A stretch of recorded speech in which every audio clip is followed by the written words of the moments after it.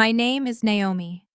I am 35 years old, and somehow I am still healing from the deep wounds my family inflicted. As a highly successful luxury hospitality investor, I managed to escape their financial toxicity, but I maintained occasional contact out of a misplaced sense of duty. My father canceled my homestay booking while we were checking in at the airport and told me to find a cheap roadside motel. 5 minutes after I made just one single phone call, my family lost their $10,000 a night presidential suite, and the smug smiles vanished from their faces completely. Before I continue this story, let me know where you are watching from in the comments below. Hit the like button and subscribe if you have ever had to stand up to family members who constantly underestimated your true worth. Growing up in Atlanta, my parents, Calvin and Brenda, always obsessed over presenting the perfect image of an affluent, successful Black family to their church congregation and our neighbors. Behind closed doors, however, the reality was built entirely on manipulation and my relentless exploitation. My older brother Darius was the undeniable golden child. Despite his endless string of failed business ventures and flashy designer suits bought on credit, he could do no wrong. I was merely the workhorse, the single, childless daughter expected to carry their financial burdens. While they showered Darius with praise, they thought I was a struggling mid-level travel agent. They had no idea I was the silent majority shareholder of the Azure Pearl, a billion-dollar global resort conglomerate. The ultimate betrayal happened right at the Delta Airlines check-in counter at John F. Kennedy International Airport. We were heading to the Bahamas for a massive family vacation that my parents had been bragging about on social media for 6 straight months. I stood slightly behind them, quietly reviewing corporate audit files on my phone, when my father Calvin casually turned around and pocketed his wallet. "I just canceled your $1,500 homestay reservation," he announced, his voice loud enough for the passengers at the adjacent kiosks to hear. I needed the cash refund immediately. I froze, staring at him as the sheer audacity of his words registered. "You did what I asked," keeping my voice dangerously level.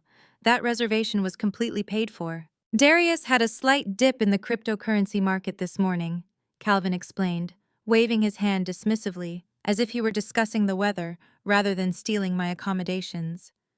"He needs the liquid cash to handle a business crisis. You are a single woman with no children to worry about. You do not need a luxury waterfront villa. Just catch an Uber when we land, and find a cheap roadside motel on the island. You can still meet up with us during the day to take family photos." I did not cry. I did not scream. I looked at the people who were supposed to be my family. My mother Brenda was busy adjusting her faux pearl necklace, completely ignoring the fact that my father had just rendered me homeless in a foreign country. Beside her stood my sister-in-law Chloe, a pretentious former sorority girl who looked down on anyone who did not wear luxury labels. Chloe smirked, adjusting her oversized designer sunglasses. "Black families stick together, Naomi. You have to sacrifice for the greater good of the family wealth. Darius is building a real estate empire. You are just booking flights for tourists. Know your role and be a team player." Darius stepped forward, wearing a custom-tailored suit he absolutely could not afford, and patted me condescendingly on the shoulder. "Come on, sis. Do not make a big scene in public. You know how stressful the market can be for actual investors.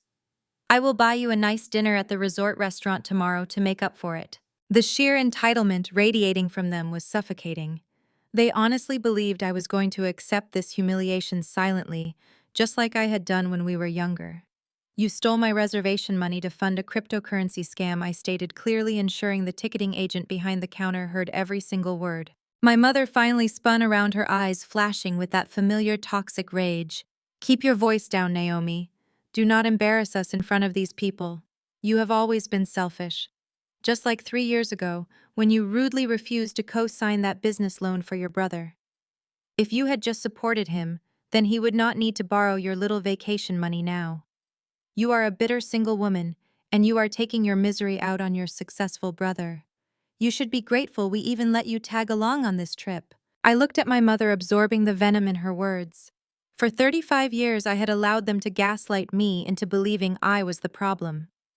I had paid their utility bills, funded my brother's initial startup failures, and endured their relentless mockery about my career and relationship status. They thought they held all the power because they had stolen a $1,500 homestay from a travel agent. They did not know they had just declared war on a corporate giant. "I am not taking my misery out on anyone, Mom," I replied, my voice completely devoid of emotion. "I am simply acknowledging the facts. You canceled my room." "Yes, we did," Calvin snapped, crossing his arms over his chest. "And you are going to accept it with grace. We are staying at the most exclusive property in the Bahamas, the Azure Pearl. We have the presidential suite booked. We cannot have your negative energy ruining our luxury experience.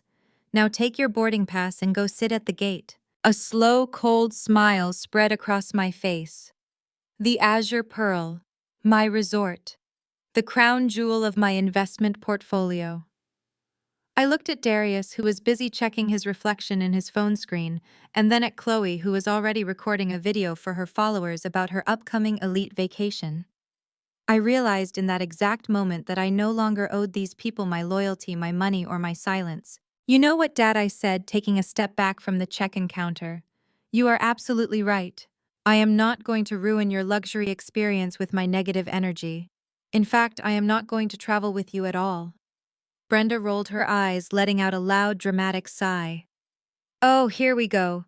The classic Naomi temper tantrum. Are you really going to stay home and sulk just because we redistributed some funds for the family business grow up?" "I am very grown, Mom," I answered softly. I pulled out my phone and opened my encrypted corporate messaging application. "Enjoy your flight. Enjoy the Bahamas. I truly hope the presidential suite lives up to all your grand expectations." Without waiting for another word of their toxic complaints, I turned on my heel and walked away from the ticketing area. I could hear Darius laughing behind me, telling my parents to just let me go, throw my little fit, confident that I would eventually crawl back and apologize for overreacting. As I walked through the bustling airport terminal, I opened a direct message to my executive team. I typed out a single definitive command: "Execute Protocol 86 at the Bahamas branch immediately.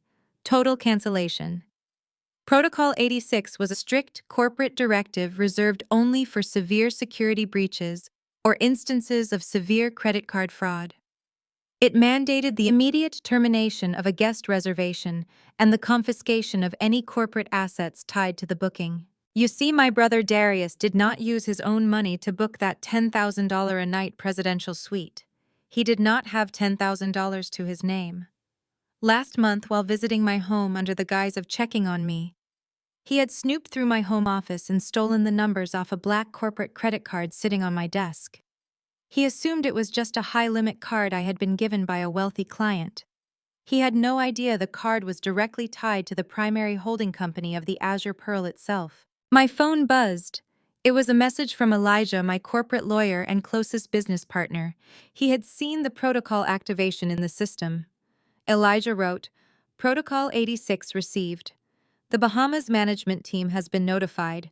Are you sure you want to drop the hammer this hard?" I stopped walking and watched through the massive glass windows of the terminal as a plane taxied across the runway. For years I had absorbed their insults. Now they were walking straight into a trap. I typed back, "Drop the hammer, see you in the islands." The flight to Nassau was peaceful because I had silently upgraded myself to a private charter while my family flew commercial in the economy seats they had booked. By the time I arrived at the grand entrance of the Azure Pearl, they were just pulling up in their crowded resort shuttle. I kept my distance, blending seamlessly into the lush tropical foliage and the bustling crowd of high-net-worth guests. The Azure Pearl was not just a luxury resort. It was a sprawling paradise of crystal-clear lagoons, imported white sand, and architectural brilliance that I had personally overseen during the acquisition phase last year. Chloe was already holding her phone high in the air, spinning around in the grand lobby with its soaring glass ceilings and cascading indoor waterfalls. She was live streaming to her followers, her voice echoing loudly across the imported marble floors. "Hey guys, we just touched down at the most exclusive property in the Bahamas," she squealed, flipping her hair over her shoulder. "My amazing husband booked us the $10,000 a night presidential suite. You already know the Black Elite has arrived. Stay tuned for the room tour." Darius puffed out his chest, adjusting the cuffs of his overly flashy linen suit. He looked around the lobby as if he owned the place, completely oblivious to the fact that the actual owner was standing 30 feet behind him, wearing a simple linen sundress and carrying a sleek leather tote. My mother Brenda was busy complaining about the humidity and ordering the bellhops around as if they were her personal servants. Calvin stood tall, soaking in the luxury, proud of the illusion his son was projecting. Not a single one of them looked back to see if I had made it. They assumed I was currently sitting in a damp roadside motel crying over my ruined vacation. I watched them march up to the VIP concierge desk, a secluded area reserved exclusively for our highest-paying guests. I slowly walked across the vast lobby, timing my approach perfectly. Calvin placed his hands on the polished mahogany counter. Reservation for Darius. "We are checking into the presidential suite," he announced with a booming, authoritative voice. The concierge associate typed the name into the system. I saw the exact moment the screen flashed red, indicating Protocol 86 had been activated. The associate's polite smile faltered instantly. She quickly tapped a discreet button under the desk. Within seconds, the general manager of the resort, a tall, impeccably dressed man named Mr. Sterling, emerged from the back office. I had hired Mr. Sterling myself 2 years ago. He was an absolute master of handling difficult situations with icy professionalism. Mr. Sterling approached the counter, his hands clasped firmly behind his back. "I apologize for the delay." "The delay, gentlemen," he said, his tone perfectly, even but completely devoid of warmth. "I am the general manager of this property. Unfortunately, there seems to be a serious issue with your booking today." Darius scoffed, leaning against the counter with an arrogant smirk. "What kind of issue did you guys fail to prep the suite? I specifically requested chilled champagne upon arrival. We have had a long flight and my wife is tired. Just hand over the key cards and we can sort out whatever minor glitch you have in your system later." Mr. Sterling did not flinch. "There is no glitch, sir. Your reservation for the presidential suite has been permanently cancelled." The silence that fell over my family was absolute. Chloe lowered her phone, her live stream suddenly forgotten. Brenda pushed her way to the front of the desk, her eyes wide with indignation. "Cancelled?" Brenda demanded, her voice rising to a shrill, embarrassing pitch. "What do you mean cancelled? We booked this trip months ago. My son is a highly successful real estate investor. You cannot just cancel our room without a valid explanation. We flew all the way from Atlanta for this vacation."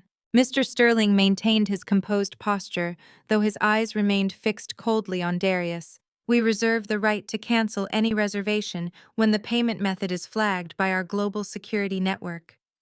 The credit card used to secure the deposit for the presidential suite has been officially reported as a stolen corporate asset.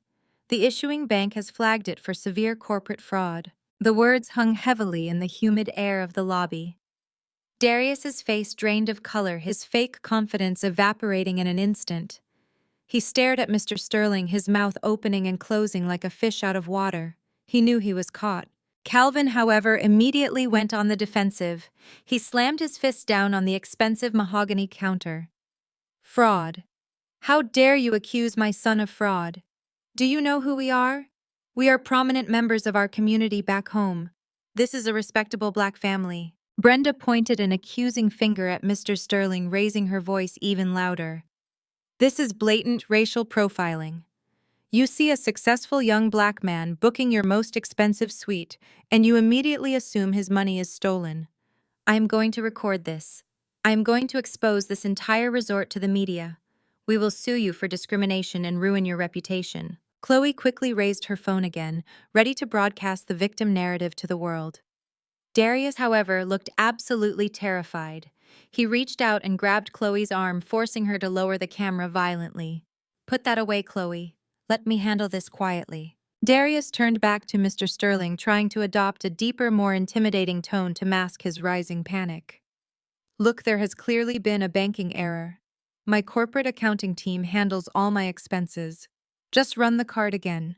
I demand that you run the card right now and fix this mess." Mr. Sterling slowly pulled a sleek, heavy black metal credit card from his breast pocket and placed it delicately on the counter. It was the exact card Darius had used for the online booking. "We cannot run the card again, sir. Protocol dictates that when a corporate card of this prestigious tier is flagged for theft, the physical asset must be confiscated by the merchant immediately. The proper authorities have already been notified of the unauthorized transaction attempt across international borders. Calvin looked at the black card sitting on the counter, then looked at his son. Darius, what is going on here? Why are they saying your business card is stolen? Darius was sweating profusely now, wiping his forehead with the back of his hand. Dad, I swear it is just a misunderstanding with my bank. My assets are currently tied up in a massive cryptocurrency transition. The bank is just being overly cautious with large international charges. I had heard enough. It was time to pull the curtain down on this pathetic performance. I stepped out from behind the large decorative palm tree, the soft click of my heels on the marble floor, drawing their attention instantly. I walked slowly toward the VIP concierge desk, feeling the eyes of my parents, my brother, and my sister-in-law locking onto me in sheer disbelief. Naomi Brenda gasped, her hand flying to her chest in shock. What are you doing here? Your father told you to go find a cheap motel. How did you even get past the resort security? I ignored my mother entirely. I walked straight up to the counter, picked up the heavy black metal credit card, and held it up to the light. I traced the embossed numbers with my thumb, feeling the weight of my success in the palm of my hand.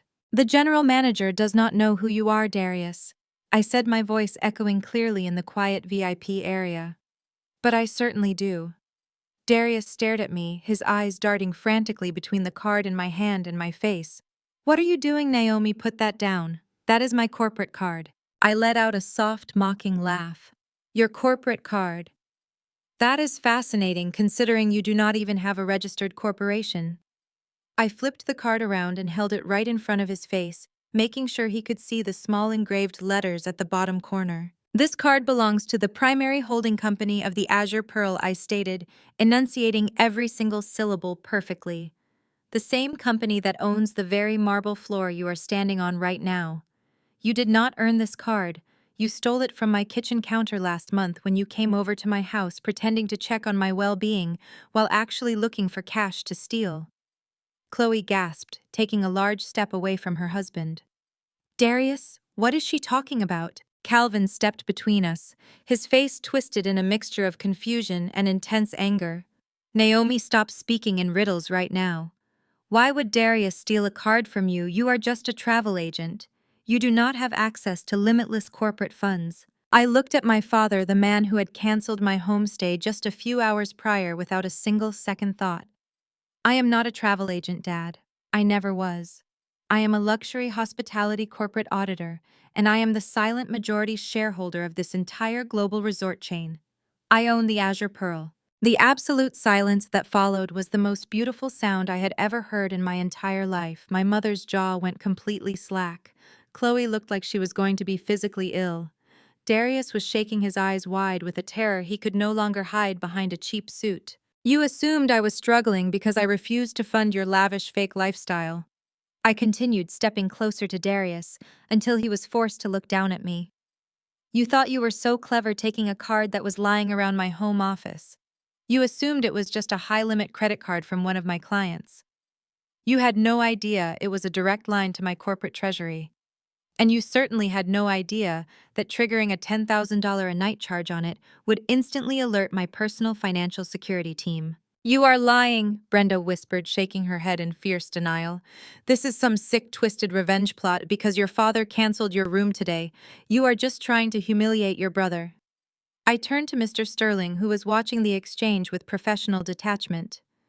Mr. Sterling, could you please confirm my true identity for my family? Mr. Sterling gave a crisp, deeply respectful bow.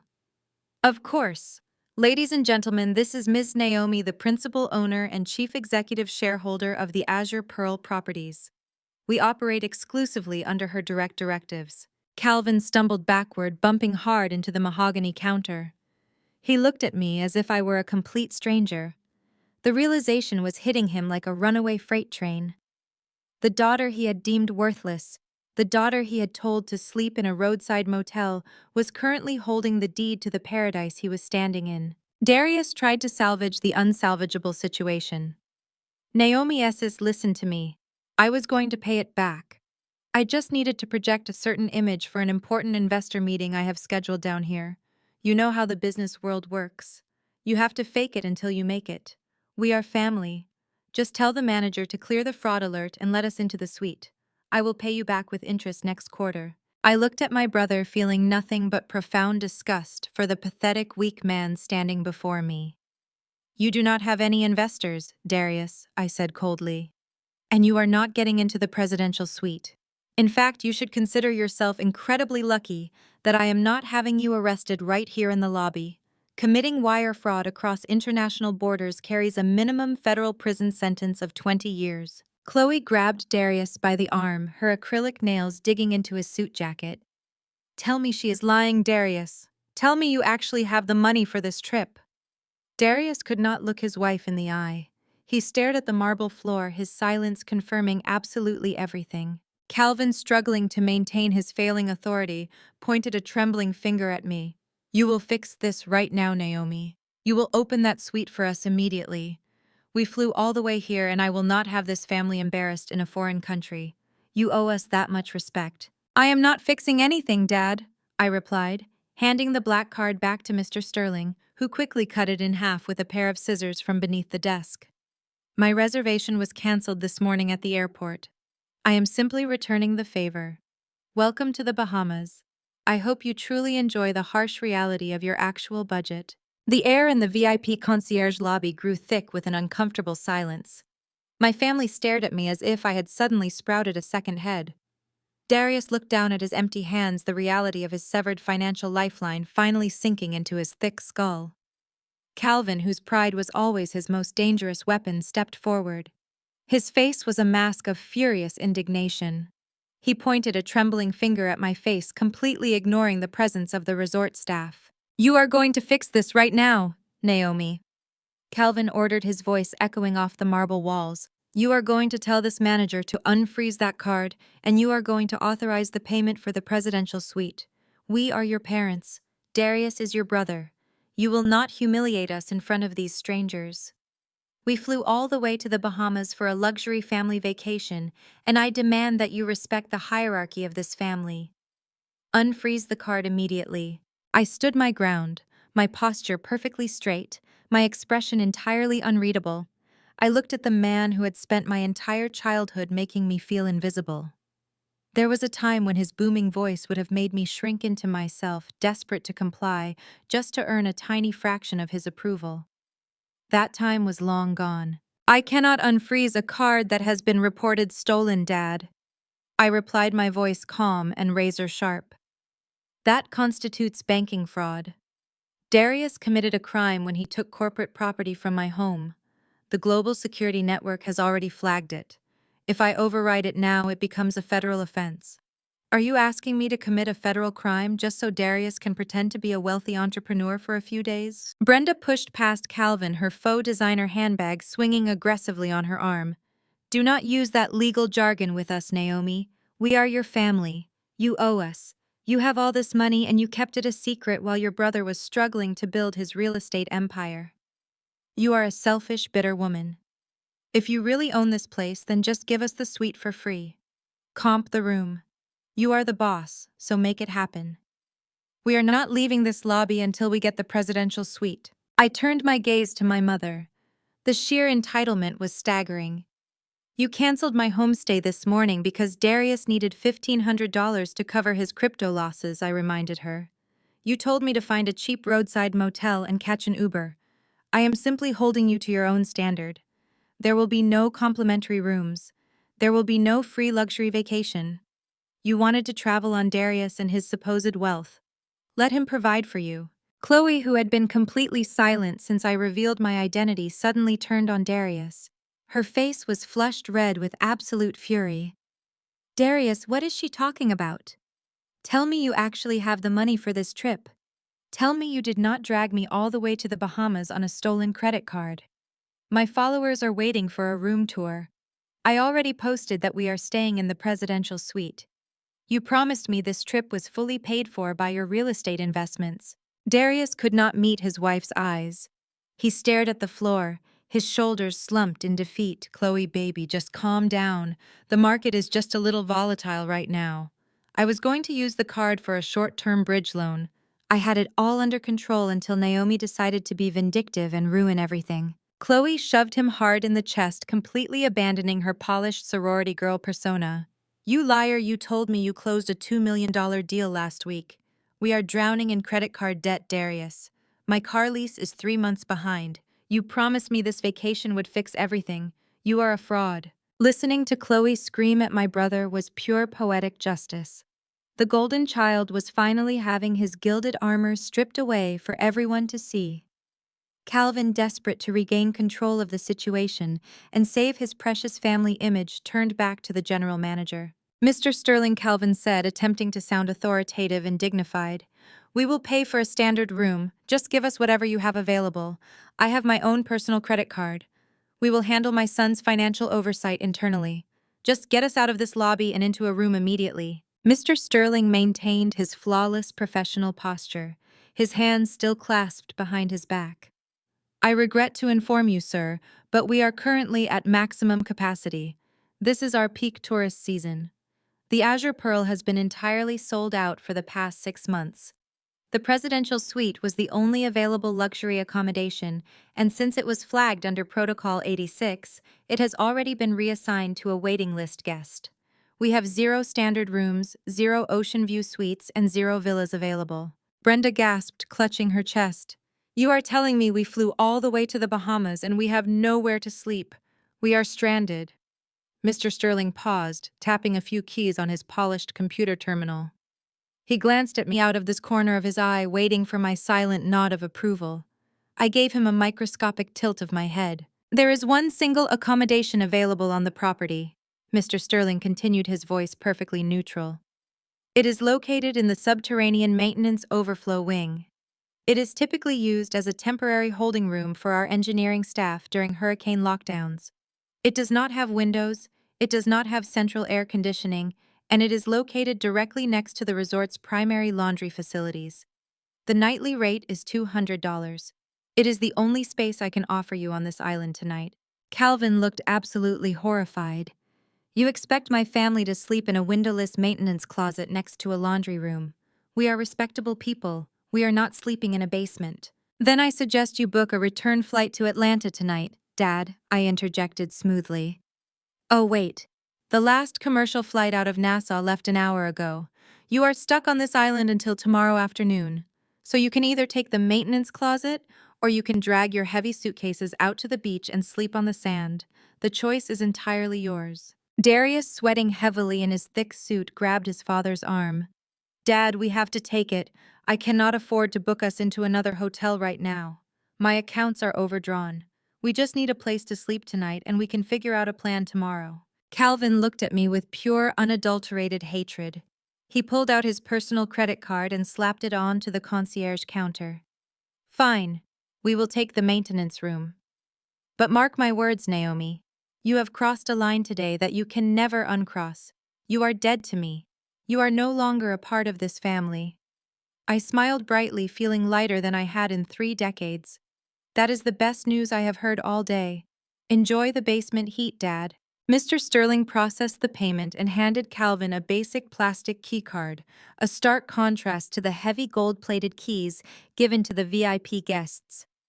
A bellhop approached, but Mr. Sterling held up his hand. I am sorry, but bellhop services are not available for the maintenance wing.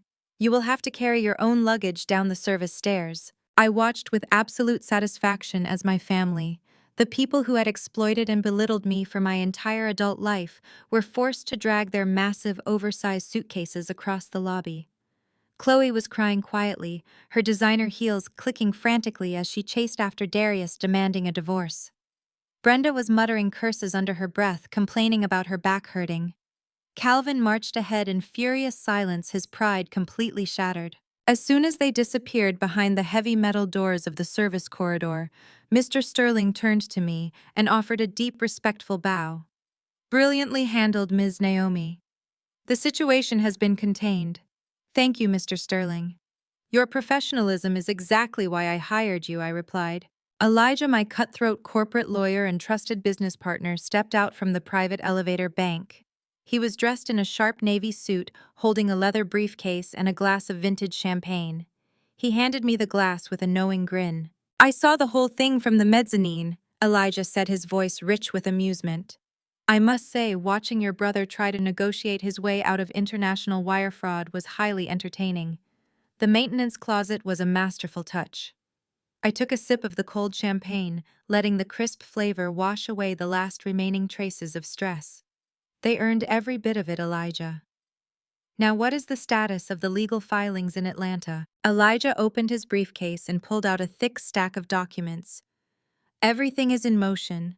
The foreclosure on their Atlanta house has been fully finalized. The property officially belongs to our secondary holding company now. The eviction notices are ready to be served. As for Darius, the international banking authorities have been notified of the stolen card. The trap is perfectly set." "Excellent," I murmured. "Let us head up. I want to review the quarterly reports before dinner." Mr. Sterling gestured toward the private gold-plated elevator reserved exclusively for the property owner. "Right this way, Miss Naomi.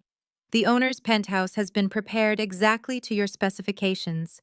Your private chef is waiting to serve your dinner whenever you are ready." I stepped into the glass elevator with Elijah. As the doors closed and we began to ascend toward the highest peak of the Azure Pearl, I looked down at the sprawling, magnificent resort below me. My family was currently sweating in a windowless basement, fighting over credit card debt and shattered illusions. I was ascending to a penthouse overlooking the Caribbean Sea, holding the keys to $1 billion empire. They had wanted to leave me behind at the airport, to teach me a lesson about my place in the world. Instead, they had simply given me the perfect opportunity to show them mine. The war had just begun, and I held absolutely every single advantage.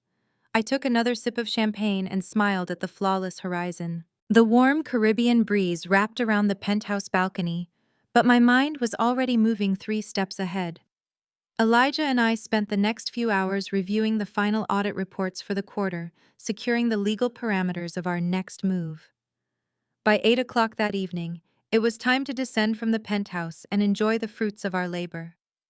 We had reservations at the crown jewel of the resort, a Michelin-star dining establishment called Le Rivage, known for its imported seafood and exclusive ambiance. Le Rivage was a masterpiece of modern luxury, featuring floor-to-ceiling glass walls that offered an unobstructed view of the moonlit ocean.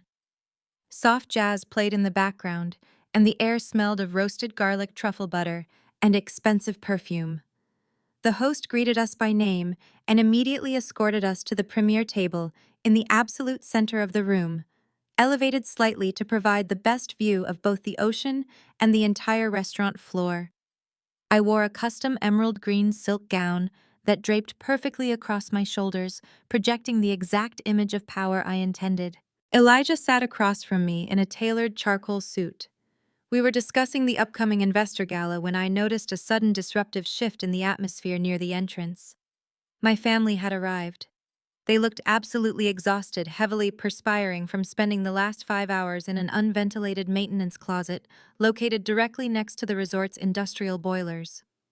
Despite their clear physical discomfort, they were desperately attempting to maintain their facade of elite wealth. Darius was wearing a loud, brightly patterned silk shirt, trying to project the image of a relaxed billionaire on vacation. Calvin walked with a stiff, forced posture, his jaw clenched so tightly I could see the muscle jumping from across the room. Brenda was frantically fanning herself with a restaurant menu, her face visibly flushed and shining with sweat. Chloe, true to her deeply superficial nature, was walking backward into the restaurant, holding her phone high in the air, actively live-streaming to her social media followers. She was speaking loudly, completely ignoring the annoyed glares from the affluent diners sitting nearby. "Hey guys, we are finally stepping out for dinner at the most exclusive restaurant on the island," Chloe announced to her phone, tossing her hair over her shoulder. The resort staff had a minor mix-up with our presidential suite, but Darius handled it like a true boss. We decided to take a private rustic room in the restricted wing to get that authentic island experience before we move back to the luxury suites tomorrow. "You know how we do it," The elite lifestyle never stops. I took a slow sip of my sparkling water, hiding a smirk behind the crystal rim. A rustic room in the restricted wing was a remarkably creative way to describe a windowless, boiling hot maintenance closet. The restaurant host, clearly unimpressed by their loud entrance and inappropriate attire, led them to the absolute worst table in the establishment. It was a cramped booth tucked far away in the back corner, positioned directly next to the swinging doors of the busy kitchen. Calvin loudly complained about the seating arrangement, demanding a table by the window, but the host politely and firmly informed him that all premium tables required a prior reservation made months in advance. They sat down visibly frustrated, completely unaware that I was sitting less than 50 feet away. That blissful ignorance did not last long. Chloe, scanning the room to capture background footage for her live stream, suddenly stopped moving. Her camera lens was pointed directly at me. She lowered her phone, her eyes widening in disbelief as she took in my emerald gown, the central VIP table, and the expensive bottles of imported sparkling water chilling in silver buckets beside us. She tapped Darius frantically on the shoulder and pointed in my direction. Darius whipped his head around, his eyes locking onto mine. I offered him a polite, entirely sarcastic wave. Chloe did not hesitate. Fueled by a toxic mixture of exhaustion, humiliation from the lobby, incident, and burning jealousy, she pushed her chair back and marched straight across the dining room floor. She did not care that she was disrupting the quiet, elegant atmosphere. She wanted a confrontation. Darius hissed at her to stop, but Chloe was already standing over my table, her hands planted firmly on her hips. "Well, well, well," Chloe sneered, her voice carrying across the quiet dining room. "Look who magically upgraded from a cheap roadside motel to a Michelin star restaurant. I guess being a broke, miserable travel agent pays better than I thought. Or did you find another way to foot the bill?" Chloe dragged her eyes over to Elijah, scanning his expensive suit and the luxury watch on his wrist. She let out a loud, theatrical gasp. "Oh, I get it now. You could not afford to travel with the family, so you went out and found yourself a sugar daddy to sponsor your little island getaway. That is truly pathetic, Naomi. You threw a massive tantrum in the lobby today, lying about owning this resort, all just to impress some older man who is paying for your dinner. You are an absolute embarrassment to the family name." Elijah raised an eyebrow, picking up his glass of wine with utter calm. He looked at Chloe as if she were a piece of dirt stuck to the bottom of his shoe. "I assure you, Madam," Elijah said smoothly, "I am not sponsoring anyone's lifestyle. I am simply an employee enjoying a meal with my boss. And frankly, your interruption is ruining my appetite." Darius rushed over, grabbing Chloe by the elbow and trying to pull her away. "Chloe, stop it. We are in public. Do not cause a scene here." Darius was terrified. He knew I was not lying about owning the resort, and he knew I held his financial fate in my hands. But his fragile male ego could not handle looking weak in front of his wife. To overcompensate and project dominance, Darius flagged down the head sommelier, who was walking past our table. "Excuse me," Darius said loudly, puffing out his chest and attempting to look like a high roller. "My family is sitting in the back. I want to order your finest bottle of red wine for our table. Bring us the Chateau Margaux, the $500 bottle. Bring it out immediately." The sommelier paused, giving a polite nod. "Right away, sir." Chloe smiled triumphantly at me, clearly thinking her husband had just asserted his financial superiority over my supposed sugar daddy. "You see that, Naomi," she bragged. "That is how real wealth operates. We do not need to invent fake ownership titles to get a nice dinner. We just buy what we want." I placed my linen napkin on the table and folded my hands together. I looked directly at the sommelier. "Wait a moment, Francois," I said, addressing the sommelier by his name. "As you know, the guests staying in the subterranean maintenance wing do not have charging privileges attached to their room keys. Resort policy requires a strict pre-authorization on a personal debit or credit card before any luxury items exceeding $200 can be served. Please run the gentleman's personal card right here at the table before you retrieve that vintage bottle from the cellar." Francois nodded respectfully.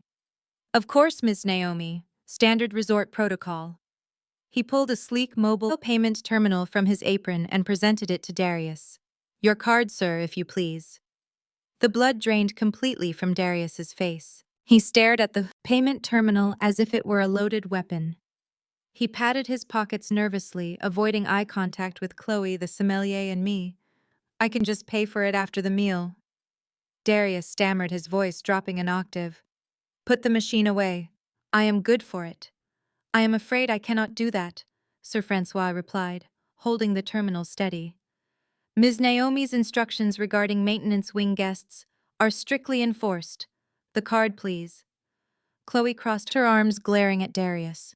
Just give him the card, Darius. Stop playing around. Show her your wealth. With a trembling hand, Darius inserted his card. The machine beeped. The screen flashed red. Francois sighed. I am sorry, sir. Your card declined. Insufficient funds. Chloe gasped in horror. Declined, Darius. You said you closed a deal. Darius snatched the card back. It is a limit block, he lied. I smiled. Actually, Darius, you have exactly $38. Calvin and Brenda rushed over, furious. Why are you humiliating him? Brenda screamed, defending her son.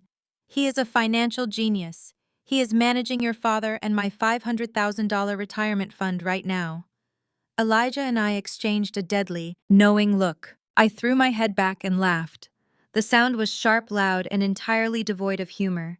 It sliced right through the hushed, elegant atmosphere of Le Rivage, causing several wealthy diners at adjacent tables to turn their heads in our direction. I did not care who was watching. I had waited years for this exact moment. What retirement fund, Mom? I asked, my voice carrying clearly over the soft jazz music playing in the background. Brenda slammed her hands down on our pristine white tablecloth, nearly knocking over my crystal water glass.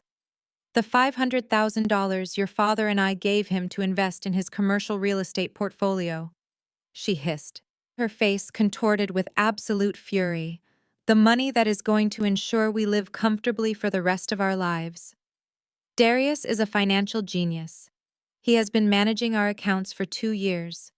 You are just jealous because you are a miserable single woman who books cheap flights for a living while your brother is building generational wealth for this family. I slowly stopped laughing. I looked at my mother, then at my father, who was standing beside her with his chest puffed out in proud defense of his only son. Then I looked at Darius. He looked like he was about to pass out. He was sweating so profusely that his bright silk shirt was clinging to his shoulders. Generational wealth, I repeated softly. Is that what he told you? I nodded at Elijah. My brilliant corporate lawyer did not say a single word. He simply lifted his sleek leather briefcase from the floor, set it down on the empty space of our premium table, and snapped the golden locks open. The sharp click echoed like a gunshot. Elijah pulled out a thick, professionally bound document adorned with a red forensic audit seal. He slid it across the table until it rested directly in front of Calvin. What is this nonsense? Calvin demanded, refusing to touch the document. That is a complete legally certified forensic audit of your golden child's financial history, Elijah stated smoothly, leaning back in his chair and adjusting his suit jacket. As part of our corporate security protocol, whenever someone attempts to use a stolen Azure Pearl Black card, we run a full background and asset check to determine the scale of the liability. What we found regarding your son was nothing short of spectacular. I leaned forward, resting my elbows on the table, locking my eyes entirely on my father. Go ahead, Dad. Open it. Turn to page 4. Let us look at this generational wealth together. Calvin hesitated. He looked at Darius, seeking some kind of reassurance. But Darius was staring at the floor, absolutely paralyzed. With trembling hands, my father opened the heavy folder. Brenda leaned over his shoulder, her eyes narrowing as she tried to make sense of the complex financial spreadsheets and highlighted bank statements. Let me save you the trouble of translating the accounting jargon, I said, my voice completely steady. Darius never invested a single dime of your $500,000 retirement fund into commercial real estate. He never bought any properties. He never secured any investments. He lost every last cent of your life savings in a fraudulent cryptocurrency pyramid scheme exactly 2 years ago. Brenda gasped loudly, stumbling backward. That is a lie, you are lying. It is right there in black and white, Mom. I continued refusing to let her escape the truth. The audit traces every single wire transfer. As soon as you transferred that $500,000 into his account, he immediately wired $300,000 to a shadow crypto exchange that was shut down by federal regulators less than a month later. The money vanished overnight. Calvin was physically shaking now, gripping the edges of the audit report. His eyes were darting rapidly across the pages, absorbing the undeniable proof of his son's betrayal. Darius Calvin whispered, his voice cracking with a sudden, devastating vulnerability. "Tell me this is not true. Tell me my retirement is safe." Darius opened his mouth, but no words came out. He just stood there, completely exposed. "But wait, it gets even better," I said, shifting my gaze to Chloe, who was now clutching her designer handbag as if it were a life preserver. "Where do you think the remaining $200,000 went? Because it certainly did not go into a savings account." Chloe swallowed hard, her eyes wide with mounting panic. "What are you talking about? Darius told me his business was booming." "His business is a mirage, Chloe," I replied sharply. "That remaining $200,000 went toward paying for your supposed luxury lifestyle. It paid for the lease on that Porsche he drives around Atlanta. It paid for your extravagant alumni weekend trips with your sorority sisters. It paid for the designer shoes and the overpriced dinners you constantly post on social media to pretend you are part of the elite class.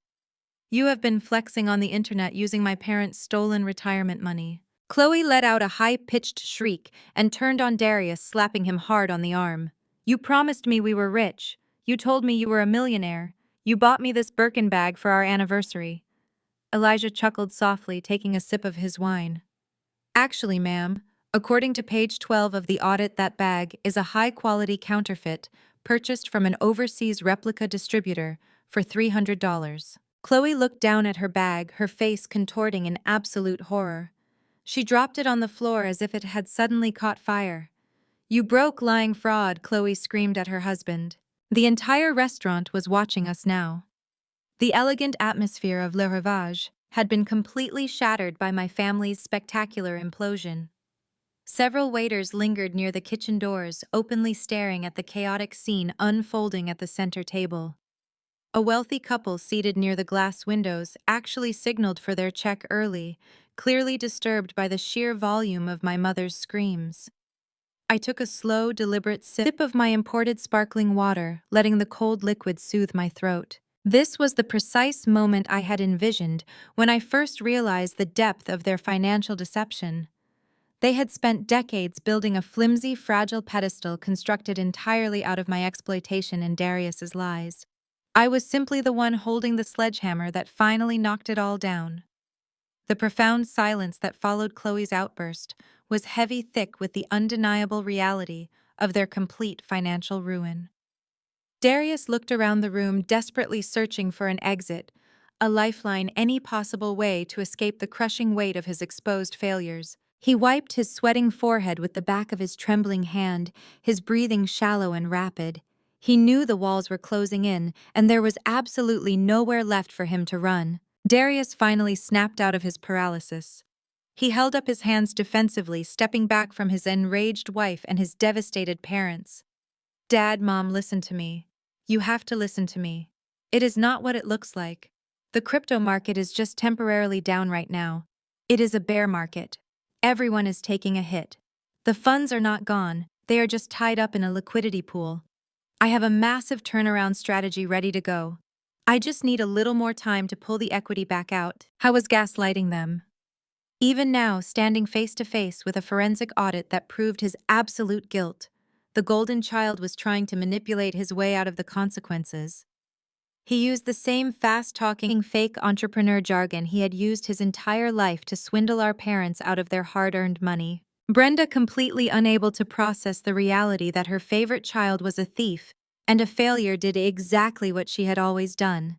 She redirected her toxic rage squarely onto me. She slammed her hand against the table again, pointing her finger right in my face. "You forged this!" Brenda screamed, her voice completely unhinged.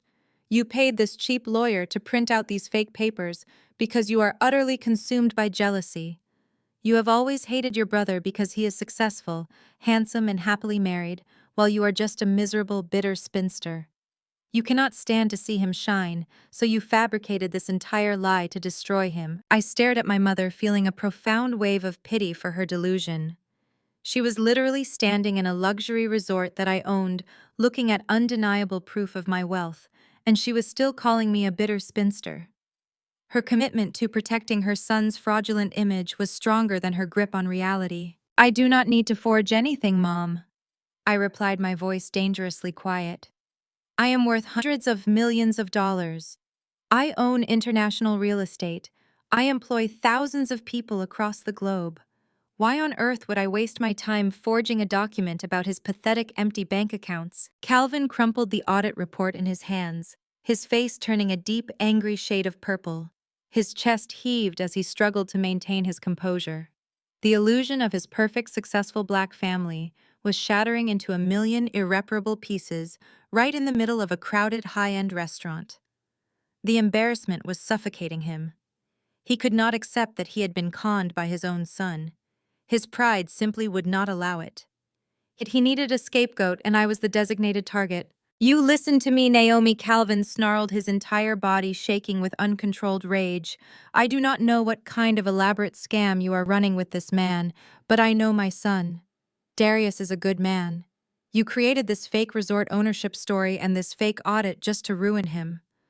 But I am not going to let you get away with this. As soon as we get back to the States, I am calling your boss at the travel agency." I slowly blinked, genuinely amazed by his relentless denial. "I am going to tell your boss exactly what kind of unhinged, vindictive person you really are." Calvin continued, his voice echoing loudly across the dining room floor. "I will have you fired immediately. I will make sure you are blacklisted from the entire travel industry forever. You will never book another flight or hotel room again. You will be completely ruined and absolutely destitute for trying to tear this respectable family apart." I leaned forward, my emerald silk gown shifting smoothly against the velvet upholstery of the premium booth. I looked at my father, completely unfazed by his pathetic, desperate threats. I watched the vein pulsing angrily in his forehead, recognizing the deep, terrifying realization creeping into his eyes. He was a proud, arrogant man who had just lost absolutely everything he valued in this world. And he was standing directly in front of the daughter he had always treated like absolute garbage. I did not flinch. I did not raise my voice or cower under his booming, authoritative tone the way I had been conditioned to do for my entire childhood. Instead, I calmly reached for the crisp white linen napkin resting on my lap. I slowly wiped the corners of my mouth, deliberately making him wait for my response. The sheer disrespect of my silence made Calvin turn a deeper shade of red. He pounded his fist on the table again, demanding that I answer him. "You want to speak to my boss, Dad?" I asked, placing the linen napkin neatly next to my sparkling water. "You want to call the travel agency and tell them what a vindictive, terrible daughter I am, so they will fire me and blacklist me from the industry." "That is exactly what I'm going to do," Calvin growled, adjusting his suit jacket in a vain attempt to reclaim his dignity. "I am a deacon in our church. I am a respected elder in the Atlanta business community. When a man of my standing calls a corporate office to report an employee for gross misconduct and malicious forgery, they listen. I will make sure you lose your job, your apartment, and every single cent you have to your name. You are going to regret the day you tried to humiliate your brother." Brenda nodded vigorously, her faux designer jewelry rattling as she pointed an accusing finger at me. "Your father is right, Naomi. We are going to ruin you. You cannot just fabricate a financial audit to destroy your brother's marriage and expect to get away with it. We will speak to the highest authority at your company." I smiled, leaning back against the velvet upholstery of the booth. "Well, Mom, Dad, you are in luck. You do not have to wait until we fly back to the States to make that phone call. You do not even have to pick up a phone at all.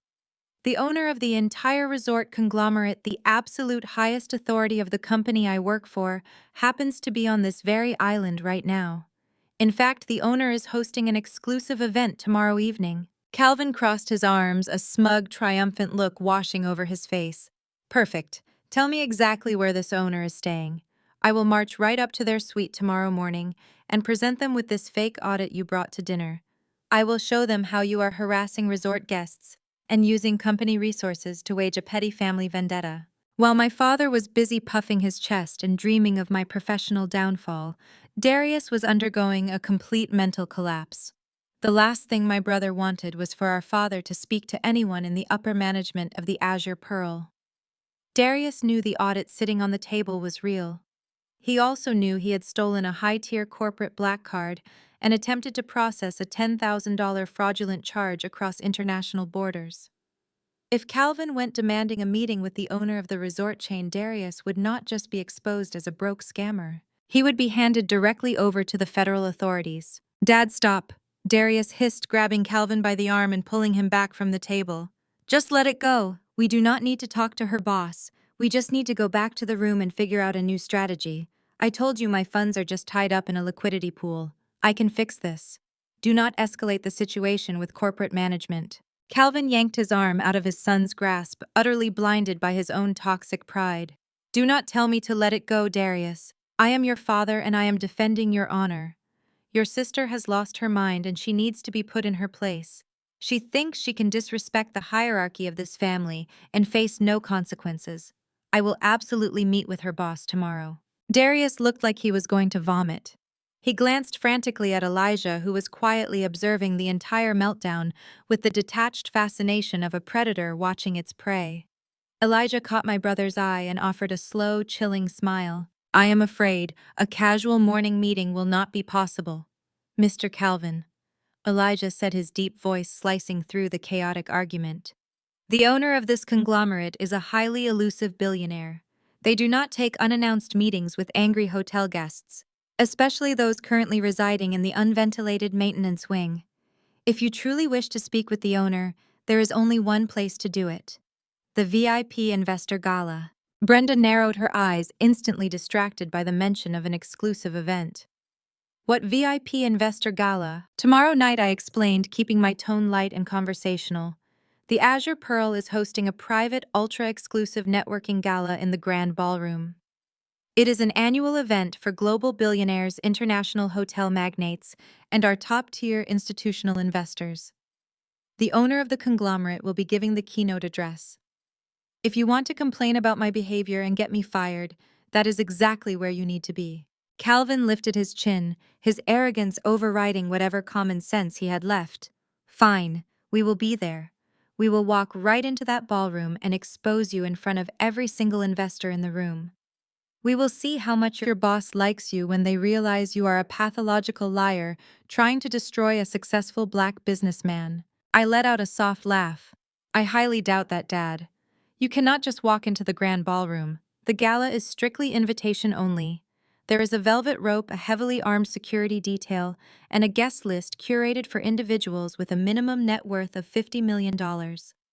You currently own a fake luxury lifestyle funded by stolen credit cards and a depleted retirement account. You are not getting past the front door." Chloe, who had been aggressively silent since discovering her designer bag was a cheap counterfeit, suddenly stepped forward.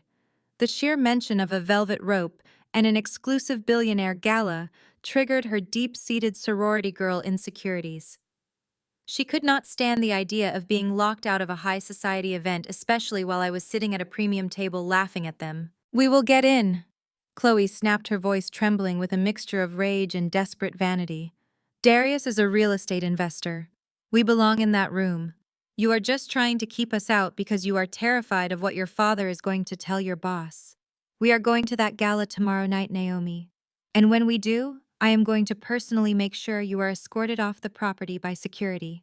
I picked up my sparkling water and took a final sip. "I look forward to seeing you try, Chloe. Enjoy the rest of your evening. And Darius, I would highly recommend you figure out how to pay your restaurant bill. The waiter is watching you very closely." Elijah and I stood up from the table in perfect unison. We did not look back as we walked out of the Michelin star restaurant, leaving my family standing awkwardly in the corner booth with no money, a devastating financial audit, and an absolute determination to attend an event that would ultimately destroy them. As Elijah and I walked along the moonlit path toward the private owner elevators, my phone buzzed with an incoming security alert. The surveillance network I had installed across the resort was already paying off. Through my network of informants and discreet security personnel, I knew exactly what happened after we left the restaurant. Chloe was absolutely obsessed with the idea of attending the VIP investor gala. To her, it was the ultimate opportunity to save face. She convinced herself that if they could just get into the ballroom, Darius could mingle with actual billionaires, pitch his fake real estate investments, and secure enough funding to replace the stolen retirement money before Calvin and Brenda fully understood the gravity of the situation. More importantly, she wanted to be in the room when my father supposedly got me fired. She berated Darius the entire walk back to their sweltering maintenance closet, screaming at him to fix the mess he had created and find a way into that party. Darius was backed into a corner. He knew he had no real connections, no wealth, and no legitimate way to secure invitations to a billionaire networking event. But his fragile ego could not take another blow from his wife, and he was terrified of losing the golden child status he held with our parents. Desperation makes arrogant men do incredibly stupid things. Later that night, long after Calvin and Brenda had fallen asleep on the uncomfortable cot in their windowless room, Darius crept out into the resort corridors. He sought out a shady concierge staff member he had met earlier that day, a man known among the junior employees for securing illicit favors for desperate tourists. Darius begged the man for 4 tickets to the Grand Ballroom Gala. The concierge staff member, sensing the sheer desperation radiating off my brother, charged him an exorbitant black market premium, $10,000 for 4 forged entry passes. Darius did not have $10,000. He did not even have $50, so he did the only thing a lifelong scammer knows how to do. He reached out to a contact back in Atlanta, a dangerous unlicensed loan shark he had previously used to cover his crypto margins, and secured a high-interest digital wire transfer just to buy the fake tickets. He was pushing himself further into illegal unpayable debt, risking his actual physical safety back home, all to buy his way into a party where he planned to destroy my life. He truly believed those forged paper tickets were his golden ticket to redemption. He thought he was going to walk into that ballroom, rub shoulders with the elite, and watch our father demand my termination from the elusive resort owner. I had no idea that the owner he was so desperate to meet was the exact same woman he had been bullying his entire life. The trap was perfectly set, and my family was sprinting directly into the jaws of their own ultimate destruction. Tomorrow night the velvet rope would open for them, and they would step into a nightmare they could never escape. The grand ballroom of the Azure Pearl was a masterclass in unimaginable wealth and quiet luxury. The architectural design featured soaring ceilings adorned with cascading crystal chandeliers that fractured the ambient light into millions of dazzling prisms. The walls were lined with imported silk drapery, and the air carried the faint, sophisticated scent of fresh orchids and expensive bespoke cologne. This was not a standard corporate gathering. This was an ultra-exclusive networking event reserved strictly for global billionaires, international hotel magnates, and institutional investors who controlled entire economies. Waitstaff in immaculate white tuxedos glided flawlessly across the polished marble floors, carrying silver trays of caviar, gold leaf hors d'oeuvres, and vintage champagne that cost more than most people earned in a year. The sheer scale of the financial power contained within these 4 walls was absolutely breathtaking. Every single person in attendance held the power to shift global markets with a single phone call. I stood silently on the elevated VIP lounge balcony, with Elijah looking down at the magnificent sea of power and influence. I wore a breathtaking custom-designed gown made of heavy liquid silver silk that draped flawlessly across my silhouette. The dress had no flashy logos or gaudy embellishments. It was a singular piece of architectural fashion, radiating absolute, undeniable authority. Elijah stood beside me in a sharp, pitch-black tailored tuxedo, his eyes scanning the crowd with the precision of a hawk. We were discussing the upcoming real estate acquisition strategies when the heavy mahogany doors at the far end of the ballroom slowly opened. My family had arrived. Calvin, Brenda, Darius, and Chloe stepped into the grand ballroom looking completely and utterly out of place. They had successfully bypassed the velvet rope using the $10,000 forged tickets Darius had purchased from the black market concierge. However, getting past the security desk was only the first hurdle. Surviving the actual environment was an entirely different challenge. The contrast between my family and the real elite was glaringly obvious. The billionaires in the room wore understated custom-tailored garments that whispered wealth. My family wore flashy, heavily branded out-of-season designer clothes that absolutely screamed desperation. Darius was sweating profusely in a bright burgundy velvet jacket that looked incredibly cheap under the brilliant chandelier lighting. Calvin wore a stiff, outdated pinstripe suit that fit him poorly across the shoulders. Brenda had covered herself in heavy fake gold jewelry that clanked loudly with every step she took, her eyes darting around the room in a frantic mix of awe and deep-seated insecurity. Chloe was the absolute worst of them all. She wore a tight neon pink sequined dress that belonged in a cheap nightclub, not a billionaire investor gala. She clutched a highly visible, obviously counterfeit designer clutch, desperately trying to project the image of a high society socialite. They huddled together near the entrance, visibly intimidated by the sheer magnitude of the wealth surrounding them. They did not know how to act, how to stand, or how to speak in a room where money was a silent language. They simply did not speak. I watched from the balcony as Darius grabbed a glass of champagne from a passing waiter, downing it in one large, ungraceful gulp. He was terrified. He had plunged himself into massive illegal debt with a dangerous loan shark just to buy his way into this room. He needed to find a very rich investor, and he needed to find one immediately to save his sinking ship. But Chloe was not focused on finding investors. Her eyes were scanning the room for something else entirely. She was looking for me. She wanted to see me humiliated. She wanted to see Calvin march up to my supposed boss and demand my termination.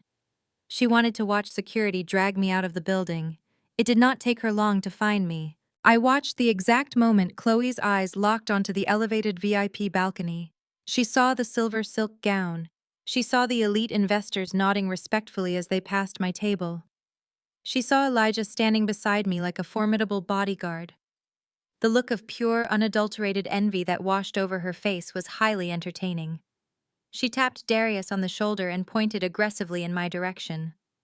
Brenda and Calvin followed her gaze, their expressions morphing from intimidation into absolute boiling fury. They could not comprehend how the daughter they had banished to a cheap roadside motel was currently standing in the most exclusive section of a billionaire gala. Instead of staying away, Chloe let her toxic jealousy override whatever tiny shred of common sense she possessed. She grabbed a full glass of dark red wine from a nearby tray and began marching directly toward the VIP lounge stairs. Darius tried to grab her arm, his face pale with panic, but she yanked herself free. Brenda and Calvin followed closely behind her, their chests puffed out ready for a confrontation. Elijah leaned closer to me, his voice a low, amused rumble. "We have incoming hostiles at our 12 o'clock.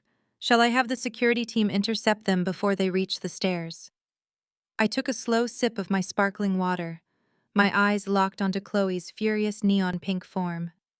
"No," I replied smoothly. "Let them come up. I want to see exactly how far they are willing to dig their own graves tonight." Chloe practically stomped her feet up the carpeted stairs, ignoring the questioning glances of the high-net-worth individuals standing nearby. She reached the VIP landing, her eyes blazing with a deeply pathetic, vindictive rage. She did not say a word. She simply marched straight toward me, feigned a sudden stumble, and thrust her arm forward. The heavy crystal glass tilted, sending a massive splash of dark red wine directly onto the pristine silver silk of my custom gown. The dark liquid bloomed across the expensive fabric, leaving a glaring, undeniable stain. Chloe let out a sharp, highly exaggerated gasp, covering her mouth with her manicured hand. Her eyes danced with vicious, malicious triumph. "Oops, my bad." Chloe sneered, her voice loud enough to draw the attention of the surrounding investors. "I am so sorry. I thought you were part of the waitstaff. You should really watch where you are standing." Brenda stepped up beside her daughter-in-law, a smug, deeply satisfied smile spreading across her face. "Yes, Naomi, you really need to be more careful," Brenda added, her tone dripping with condescension. "This is a very high-class event. You cannot just stand around blocking the walkways. Now be a good girl and go find some club soda in the kitchen to clean yourself up before your boss sees you making a mess of things." Calvin crossed his arms, looking me up and down with absolute disgust. "We told you we were coming tonight, Naomi. We told you we would find you.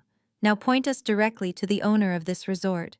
We are not leaving this balcony until we speak to the person in charge.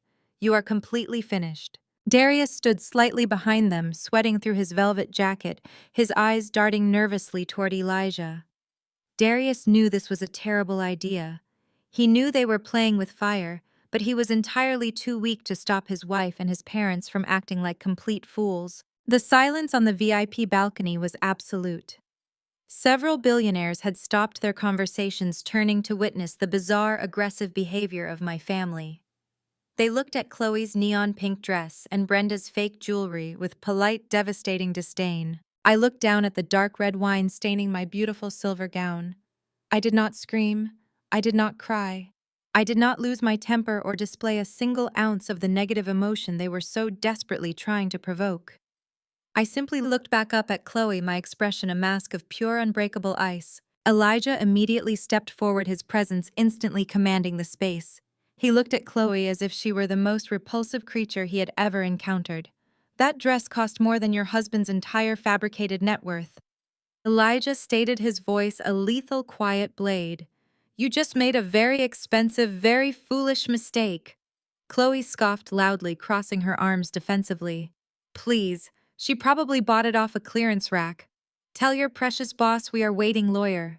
I raised my right hand, lifting two distinct fingers high into the cool, conditioned air. Instantly, a massive, broad-shouldered resort security guard in a sharp black suit materialized from the shadows, stepping firmly onto the VIP balcony. He positioned himself directly behind Calvin, his posture indicating he was ready to physically remove my entire family from the premises with a single word from me. Ma'am, the security guard said, his voice a deep, respectful rumble directed entirely at me. Do you want me to throw them out right now? Calvin laughed, a harsh, arrogant sound. Throw us out. You work for the same company my daughter works for. I am a respected businessman, and I demand to see the owner right now. We belong here. She is the one who needs to be escorted out. The security guard did not even acknowledge my father's existence. He kept his eyes locked respectfully on me, waiting for his absolute final command. I looked at my family, absorbing their pathetic, desperate arrogance. They had spent $10,000 of illegal borrowed money just to sneak into a room where they believed they held the power. They wanted a show. They wanted a spectacle. I was going to give them exactly what they asked for. I lowered my hand, offering a slow, devastating smile. Do not throw them out yet, I said, my voice projecting clearly across the quiet VIP lounge. Let them stay right here. Let them enjoy the upcoming investor auction. Brenda frowned. Compliance. You are letting us stay. Oh, absolutely, Mom, I replied, stepping closer to her until she was forced to look me directly in the eye. I would not dream of kicking you out right now, because you see, you did not just sneak into a networking event. You snuck into an execution. So please go ahead and grab a comfortable seat right near the front of the main stage. You are about to be the main event. My family stared at me in stunned silence, unable to comprehend why I had just called off the security guard. Chloe crossed her arms, desperately trying to maintain her smug expression, but the underlying panic in her eyes was glaringly obvious. Brenda leaned closer to Calvin, muttering under her breath about my supposed arrogance. But Darius was not paying attention to any of us. His eyes were darting frantically across the expansive grand ballroom, scanning the crowd of billionaires and industry titans. The crushing reality of his massive illegal black market debt was suffocating him. I knew he had less than 24 hours to secure a massive influx of cash before the loan shark back in Atlanta made good on his violent threats. While Calvin and Brenda stood firmly rooted to the spot, determined to glare holes into my wine-stained silver gown, Darius slowly backed away from the VIP lounge. He smoothed down the lapels of his cheap, bright burgundy velvet jacket and slipped into the bustling sea of elite investors. He was a desperate man hunting for a financial lifeline, completely unaware that he was swimming in an ocean full of sharks. I watched from my elevated vantage point as Darius confidently approached the main mahogany bar. Calvin, realizing his golden child had wandered off quickly, abandoned his glaring match with me and hurried after his son. My father always loved to play the role of the proud, supportive patriarch whenever Darius was supposedly conducting high-level business. I picked up a fresh glass of sparkling water from a passing waiter and leaned against the velvet balcony railing, gesturing for Elijah to join me. "Look at the bar," I said softly, nodding toward Darius. "He just locked onto Donovan Pierce. This is going to be incredibly entertaining." Elijah let out a low, rich chuckle. "Donovan hates unsolicited pitches more than he hates commercial air travel. Your brother is about to get slaughtered." Donovan Pierce was not just a wealthy venture capitalist. He was one of the most ruthless, brilliant acquisitions directors in the global hospitality sector. He was also my direct subordinate, answering exclusively to my executive board. Donovan was currently swirling a glass of scotch, looking intensely bored, when Darius aggressively inserted himself into Donovan's personal space. From the balcony, I could clearly read my brother's exaggerated body language. Darius extended his hand with a wide, overly familiar smile. Donovan stared at the outstretched hand for a long, agonizing moment before offering a microscopic, dismissive nod. Calvin stood firmly right behind his son, puffing out his chest and attempting to project the image of a respectable, affluent family patriarch. Darius wasted absolutely no time. He launched directly into his rapid-fire sales pitch. I watched his hands move frantically as he described his supposed master plan. He was pitching a revolutionary, eco-friendly luxury resort development to be built on an untouched private island. He promised guaranteed astronomical returns within the first fiscal quarter. He used all the empty, meaningless buzzwords he had picked up from internet financial gurus. Synergy, paradigm shift, unprecedented market disruption. He leaned in close to Donovan, practically begging the man for a $2 million seed investment to get the project off the ground. Calvin nodded along enthusiastically, placing a supportive hand on Darius's shoulder. My father looked around the bar area, proudly making sure the surrounding billionaires could see his son conducting such a massive, high-stakes business negotiation. Calvin truly believed he was witnessing the exact moment his family legacy would be permanently secured. Donovan stood perfectly still, letting Darius talk without a single interruption. He took another slow sip of his scotch. He did not ask any questions about the projected revenue. He did not ask for a business card.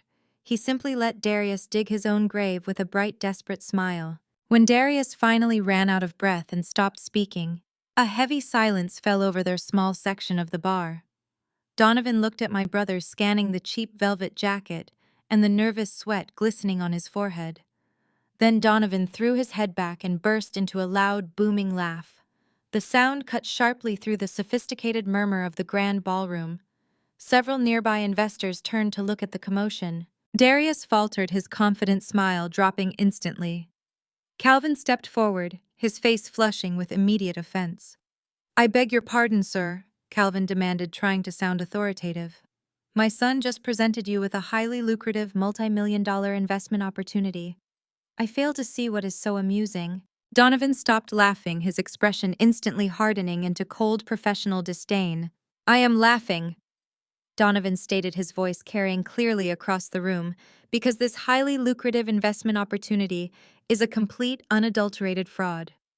You are pitching me a sustainable eco-resort on a private island with integrated solar grids and zero-emission waste management. Is that correct?" Darius swallowed hard, nodding nervously. "Yes. It is a completely original concept. I developed the intellectual property myself." Donovan slammed his scotch glass down onto the mahogany bar. "You developed absolutely nothing, you pathetic scammer. That proposal is a word-for-word copy of a rejected pitch deck my own company threw into the garbage disposal 3 years ago. You did not even bother to change the projected timeline or the logistical layout. You literally downloaded a stolen, copyrighted corporate file from the internet, and you are trying to pass it off as your own original idea to a man who helped draft the original document." The color drained entirely from my brother's face. He stumbled backward, bumping into a tall cocktail table. His mouth opened and closed, but he could not formulate a single coherent excuse. The golden child, the supposed financial genius of the family, had just been brutally exposed as an intellectual thief in front of the most powerful people on the island. Calvin looked absolutely horrified. He grabbed Darius by the arm, his eyes wide with rising panic. "Darius, what is this man talking about? Tell him he is wrong. Tell him this is your original idea. Darius could not look at our father. The crushing weight of his exposed failure was too immense. He knew he was caught. Donovan did not even wait for my brother to attempt a pathetic apology. He looked completely past Darius, lifting his gaze directly up to the VIP lounge balcony. He spotted me standing there in my wine-stained silver gown, watching the entire humiliating spectacle unfold. Donovan's cold, aggressive demeanor vanished instantly. He straightened his posture, buttoned his suit jacket, and offered me a deep, highly respectful bow. "Good evening, Director," Donovan called out, his voice ringing with absolute, undeniable deference. "I see you have finally met the desperate scammer who tried to email this exact same stolen pitch deck to my junior acquisition team last quarter. I assure you we have already blacklisted his name from our institutional networks."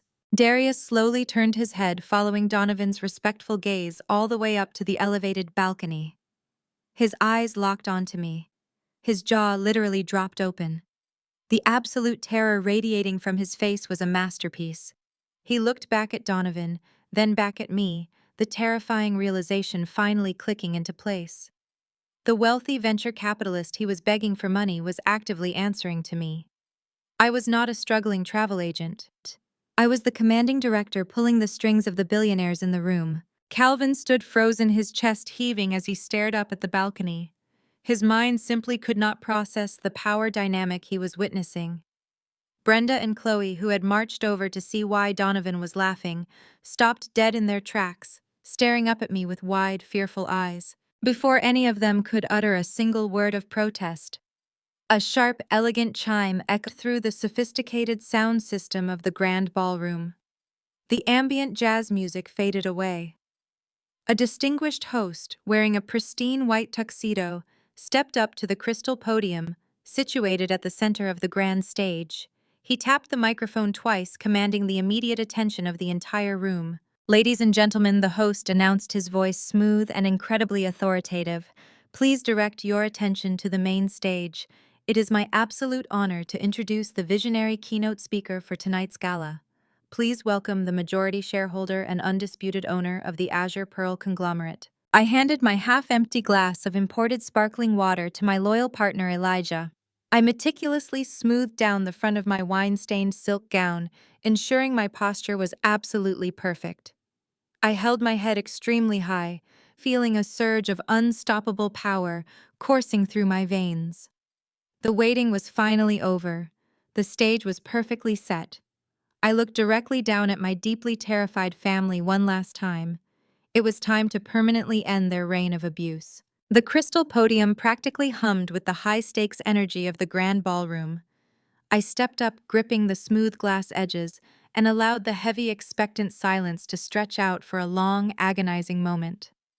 The spotlight felt hot against my skin, illuminating the massive dark red wine stain currently ruining the front of my custom silver gown. I did not attempt to hide the stain. I wore it like a badge of absolute, undeniable dominance. I looked down at the VIP tables clustered near the front of the stage. My parents, Calvin and Brenda, were sitting exactly where I had instructed the security guard to place them. They were completely surrounded by global billionaires and ruthless institutional investors who had just witnessed Donovan Pierce brutally dismantle Darius's fraudulent pitch. Darius had not returned to the table. He was currently trapped somewhere near the mahogany bar, paralyzed by the sheer magnitude of his public humiliation. Chloe, however, was sitting right next to Brenda, clutching her counterfeit designer handbag against her chest, as if it could somehow protect her from the catastrophic reality unfolding before her eyes. I tapped the microphone once. The sharp, clear sound echoed through the massive ballroom. "Good evening, esteemed investors and distinguished guests." I began, my voice perfectly steady, projecting an absolute, unshakable authority. "I am Kiara, the majority shareholder and Chief Executive Officer of the Azure Pearl conglomerate. I want to thank you all for joining us tonight to celebrate our most successful fiscal quarter in the history of this company." A wave of respectful, polite applause rippled through the crowd. Investors nodded their approval, raising their expensive champagne glasses in my direction. Calvin stared up at me, his mouth slightly open, his chest barely rising. He looked like a man who had just realized he had spent 32 years actively destroying the only person who could have actually secured his precious family legacy. However, before we delve into the comprehensive financial projections for the upcoming year, I continued letting my eyes lock directly onto my father's terrified face. I need to address a highly urgent, deeply personal matter that was brought to my attention earlier this evening. The ballroom fell dead silent. The wealthy elite thrived on corporate drama, and they could sense the brutal tension radiating from the stage. You see, ladies and gentlemen, I was informed that a very respected church deacon and prominent Atlanta businessman was desperately seeking a meeting with the owner of this resort chain. I stated, my voice echoing loudly across the crystal chandeliers. He loudly demanded to speak to my boss. He promised to expose me as a vindictive, pathological liar. He explicitly threatened to have me fired immediately and blacklisted from the entire luxury travel industry. A collective quiet gasp swept through the VIP tables. Investors shifted uncomfortably in their seats, turning their heads to look at Calvin. My father slumped down in his chair, desperately wishing the polished marble floor would open up and swallow him whole. Brenda reached out and grabbed his arm, her fake gold bracelets clanking loudly in the quiet room. I leaned closer to the microphone, narrowing my eyes. So, Dad, I am standing right here. I am the boss. I am the owner. I hold the absolute highest authority in this company. The floor is entirely yours.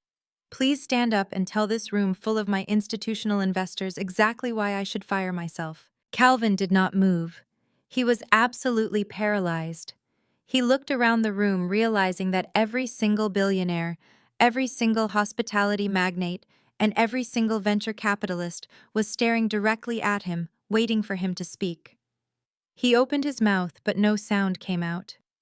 The arrogant, booming voice he had used to terrorize and belittle me, my entire life, had completely vanished. He was reduced to a silent, sweating, thoroughly humiliated shell of a man. Brenda, completely unable to process the total collapse of her husband's authority, did what she always did. She reacted with pure, unhinged entitlement. She shoved her chair back, ignoring the horrified stares of the surrounding elite, and rushed directly to the edge of the elevated stage. "If you own all this," Brenda screamed, her voice cracking with desperate, toxic rage, "why are you letting your own brother struggle?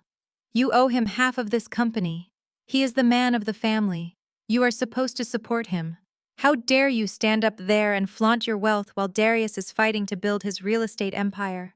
You need to step down and give him control of this resort immediately." The absolute audacity of her demand sent a shockwave of disbelief through the ballroom. Several prominent investors actually scoffed out loud. Elijah, standing just off stage, crossed his arms and shook his head, thoroughly disgusted by my mother's complete lack of sanity. I looked down at Brenda, feeling a profound, chilling detachment. I did not feel angry anymore. I just felt an overwhelming sense of pity for her deep-seated delusion. "My duty," I repeated, my voice dropping to a low, dangerous octave. "You want to talk about my duty to this family, Mom? Let us talk about duty. Like when you kicked me out of the house at 18, because I refused to take out $50,000 in predatory student loans in my name, just so Darius could buy a luxury sports car. You told me I was a selfish, ungrateful daughter for ruining his image." Brenda flinched, stepping back slightly, but I did not stop. "Let us talk about the duty I fulfilled when I worked 3 jobs to pay for my own education while you and Dad fully funded Darius's extravagant lifestyle." I continued, ensuring the microphone caught every single word. "You did not raise me, Mom. You raised him. You spoiled him. You enabled his endless string of failures, and you expected me to function as his silent, obedient ATM. I owe that man absolutely nothing. I raised myself. And I built this empire with my own 2 hands, entirely without your help." Calvin finally found his voice. He stood up, his face pale and sweating, his hands trembling as he gripped the edge of his table. "Kiara, please." Calvin pleaded, his tone completely stripped of its usual arrogance. He sounded small, weak, and utterly terrified. "I am sorry. I did not know. We made mistakes. But you are rich now. You have more money than you could ever need. You have to pay back the $500,000 Darius lost. It is your duty as a daughter to save our retirement. We are your parents. You cannot just leave us with nothing. I stared at the man who had canceled my homestay reservation at the airport without a single ounce of hesitation. He had told me to find a cheap roadside motel. He had laughed when Darius told me to know my role and be a team player. Now he was begging me to bail them out of a disaster they had created themselves. I am not paying for Darius's mistakes ever again, Dad, I stated firmly, my voice echoing with finality. You chose to trust a scammer with your life savings because he wore a nice suit and stroked your fragile ego. You chose to disbelieve the audit I showed you at the restaurant. You made your bed and now you are going to sleep in it. I signaled to Elijah, who gave a sharp, definitive nod. He pulled his phone from his pocket and typed a quick message. Suddenly, the heavy mahogany doors at the back of the grand ballroom swung open with a loud, forceful crash. Darius had been trying to quietly slip out the back exit, desperately hoping to escape the ballroom before the situation escalated any further. He was sprinting down the hallway when four massive, heavily armed resort security guards stepped out from the shadows, blocking his path completely. "You are not going anywhere," Darius Elijah's deep voice boomed over the ballroom sound system. "The party is just getting started." Darius froze his eyes wide with absolute terror. The security guards immediately flanked him, grabbing him firmly by the arms and dragging him back into the brilliant light of the grand ballroom. He struggled, kicking his feet and begging them to let him go. But they hauled him straight down the center aisle, forcing him to stand directly in front of the main stage, right next to our horrified parents. "What is the meaning of this?" Calvin shouted, his brief moment of humility vanishing as he tried to defend his precious son. "Unhand him immediately. You cannot treat a guest of this resort like a common criminal." "He is not a guest," Mr. Calvin Elijah said, stepping out from the shadows and walking up to the crystal podium to stand right beside me. "He is a highly active, extremely desperate federal liability." Elijah pressed a button on a small remote control he was holding. Instantly, the massive high-definition projection screens flanking the main stage flared to life. They did not display the upcoming fiscal projections for the resort conglomerate. Instead, they displayed a series of highly sensitive, undeniable financial documents scaled up massively for every single billionaire in the room to read clearly. The documents detailed a series of massive illegal offshore loans. "These are not just the records of your stolen retirement fund," Elijah announced to the crowd, his voice commanding absolute silence. "These documents trace a sophisticated, highly illegal network of corporate wire fraud. Darius did not just steal a corporate black card from our CEO. He actively used her forged signature to secure massive high-interest loans from unlicensed, dangerous shadow lenders operating outside of federal jurisdictions." Chloe screamed a shrill, piercing sound that shattered the tension in the room. She stared up at the massive screens, realizing that her husband had not just lost their money, he had actively committed international felonies to fund the very lifestyle she had been bragging about on social media. "You forged her signature," Chloe shrieked, hitting Darius repeatedly on the chest. "You told me you secured legitimate venture capital. You told me we were rich. You are going to go to federal prison." Chloe did not hesitate. She aggressively ripped her expensive-looking, highly counterfeit diamond wedding ring off her finger and threw it violently onto the polished marble floor. It bounced and rolled away, completely ignored by everyone. She turned directly toward the massive security guards currently holding her husband. "I did not know," Chloe shouted hysterically, waving her hands in the air. "I had absolutely nothing to do with this. I am divorcing him immediately. I am leaving. You cannot hold me responsible for his crimes." She did not even wait for a response. Chloe turned on her heels and sprinted toward the back exit as fast as her cheap designer heels could carry her, completely abandoning her husband, her in-laws, and the fake luxury lifestyle she had so desperately tried to maintain. She was a coward fleeing the sinking ship the exact second she realized the water was pouring in. Darius did not even watch her leave. He was staring up at me, tears streaming down his face, his body shaking uncontrollably. "Kiara, please." Darius begged, his voice a pathetic, high-pitched whine. "Please, you have to help me. The loan sharks back in Atlanta. They said they are going to kill me if I do not pay them back by tomorrow. You have to give me the money. You are my sister. You have to save me." I looked down at the brother who had mocked me, stolen from me, and happily watched our parents treat me like garbage my entire life. I did not feel an ounce of sympathy. "I cannot save you from the consequences of your own actions," Darius, I replied coldly, and I certainly cannot save you from the authorities. I nodded toward the back of the ballroom. Elijah had not just called resort security, because Darius had utilized a stolen corporate black card to attempt fraudulent high-tier transactions across international borders, specifically in the Bahamas. He had elevated his petty theft into a massive international incident. 4 uniformed Bahamian police officers, accompanied by 2 stern-looking international financial investigators, marched purposefully down the center aisle. The heavy, undeniable sound of their boots echoing on the marble floor sealed my family's fate. The velvet rope they had so desperately snuck past had become the absolute bars of their permanent prison. The sheer staggering audacity of her demand hung in the air, heavy and suffocating. The entire ballroom, filled with the most powerful and ruthless financial minds in the world, went completely silent.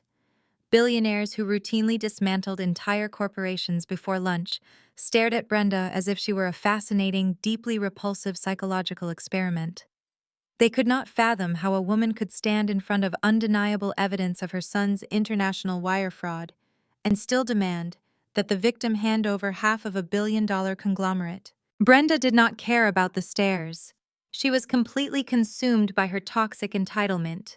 She genuinely believed that because she had given birth to me, she held absolute authority over my life, my wealth, and my success. "Did you hear me, Kiara?" Brenda screamed again, gripping the edge of the stage so hard her knuckles turned white. "Your brother is standing right there in handcuffs. You are a billionaire. You could pay off his little loans with pocket change. If you own this company, you have a duty to this family. You owe him half of this.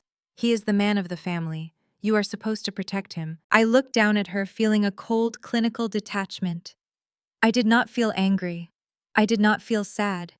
I just felt an overwhelming, profound sense of finality. The last tiny microscopic thread of familial obligation I had unknowingly been holding on to snapped, completely severing my connection to the woman standing before me. My duty. I repeated, my voice dropping to a low, dangerous octave that resonated clearly through the microphone. "You want to talk about my duty to this family, Mom?" I slowly walked to the very edge of the stage, towering over her. The spotlight followed me, illuminating the dark red wine stain on my silver gown. I wanted everyone in the room to see it.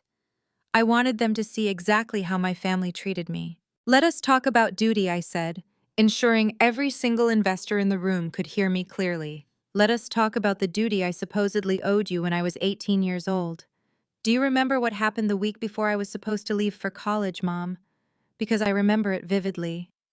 Brenda flinched, stepping back slightly, but I did not stop. "You told me I had to take out $50,000 in predatory student loans completely in my own name, not to pay for my own education, but to buy Darius a luxury sports car," I stated, my voice echoing across the crystal chandeliers. "You told me it was my duty as a sister to help him establish his image as a successful entrepreneur.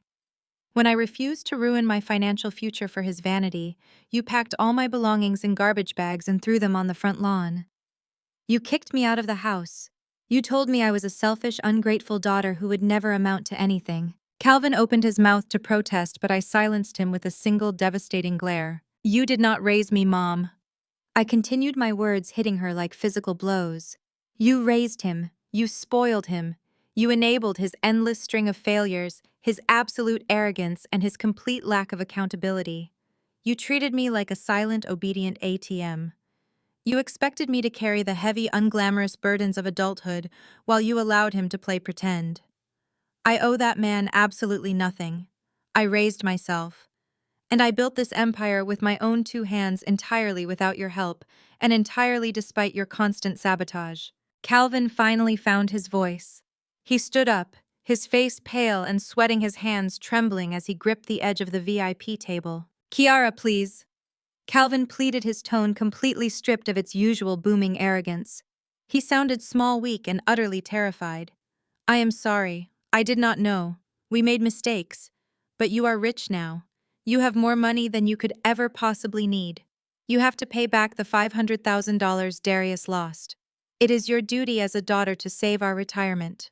We are your parents. You cannot just leave us with nothing." I stared at the man who had casually canceled my homestay reservation at the airport without a single ounce of hesitation. He had told me to find a cheap roadside motel. He had laughed when Darius told me to know my role and be a team player. He had proudly stood by while his son pitched a stolen fraudulent idea to my subordinate. Now he was begging me to bail them out of a disaster they had actively created themselves. I am not paying for Darius's mistakes ever again.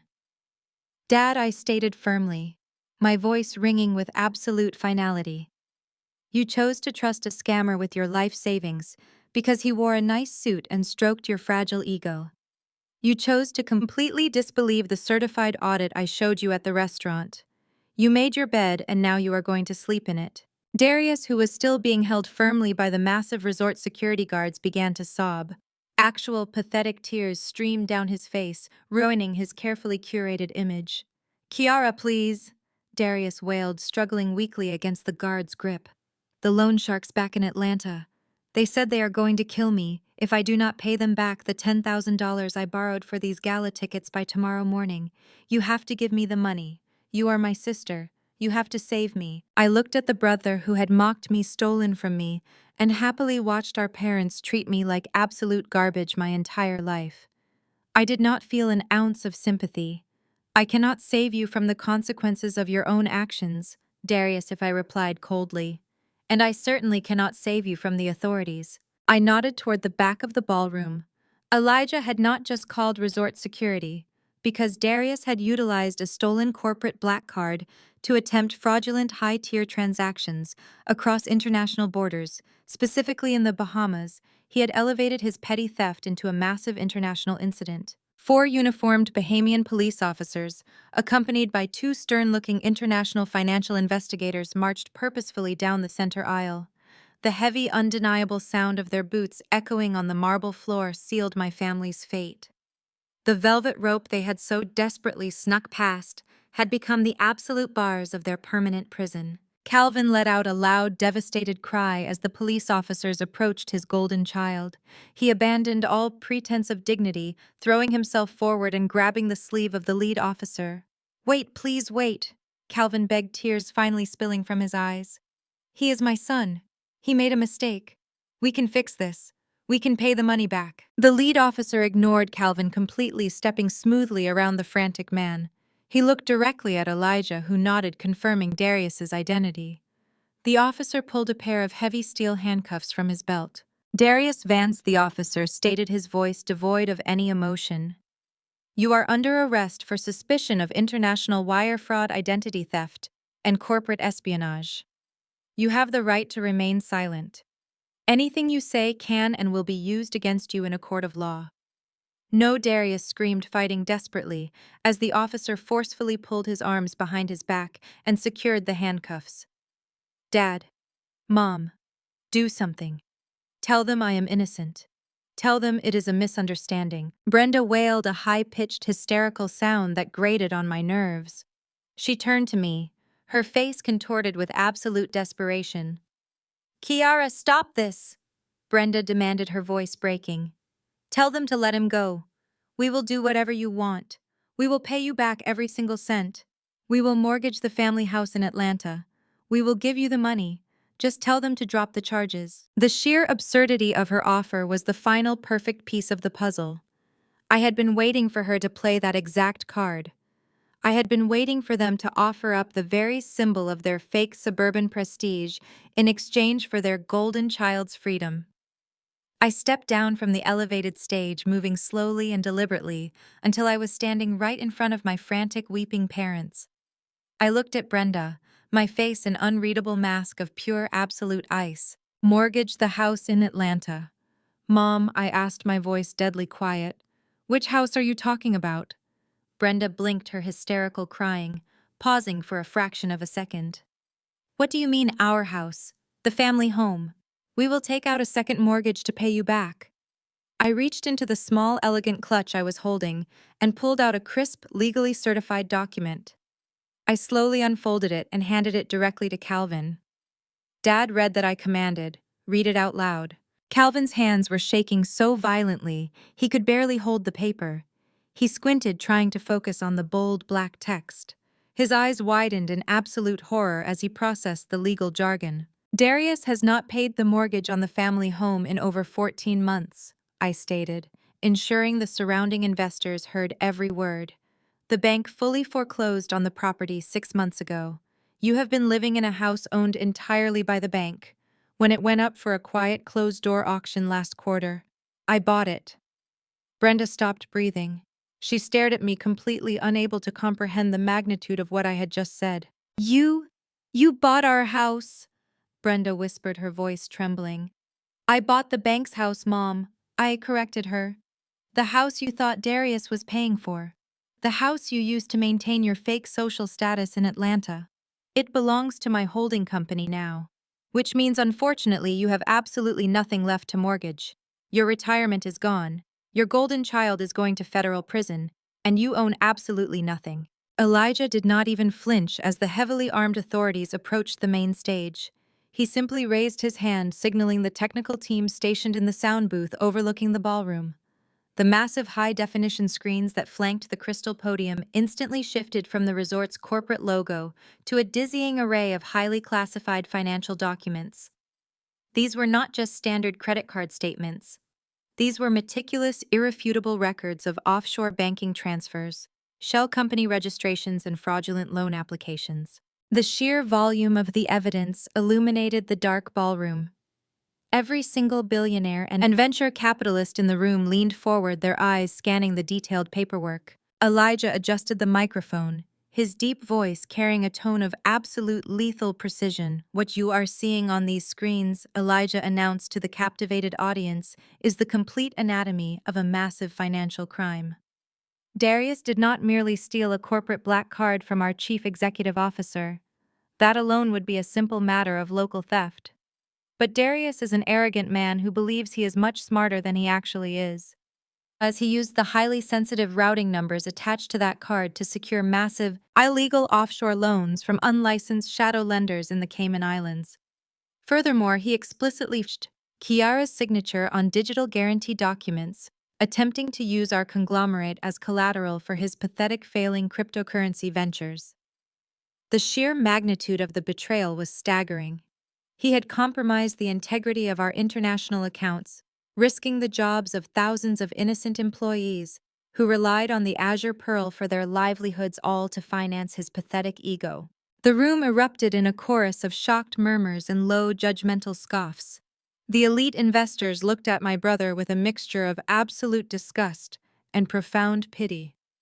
To attempt corporate espionage against a billion-dollar hospitality empire was one thing, but to do it with such staggering, trackable incompetence was entirely another. Because Darius had initiated these fraudulent digital transfers while physically standing on foreign soil here in the Bahamas.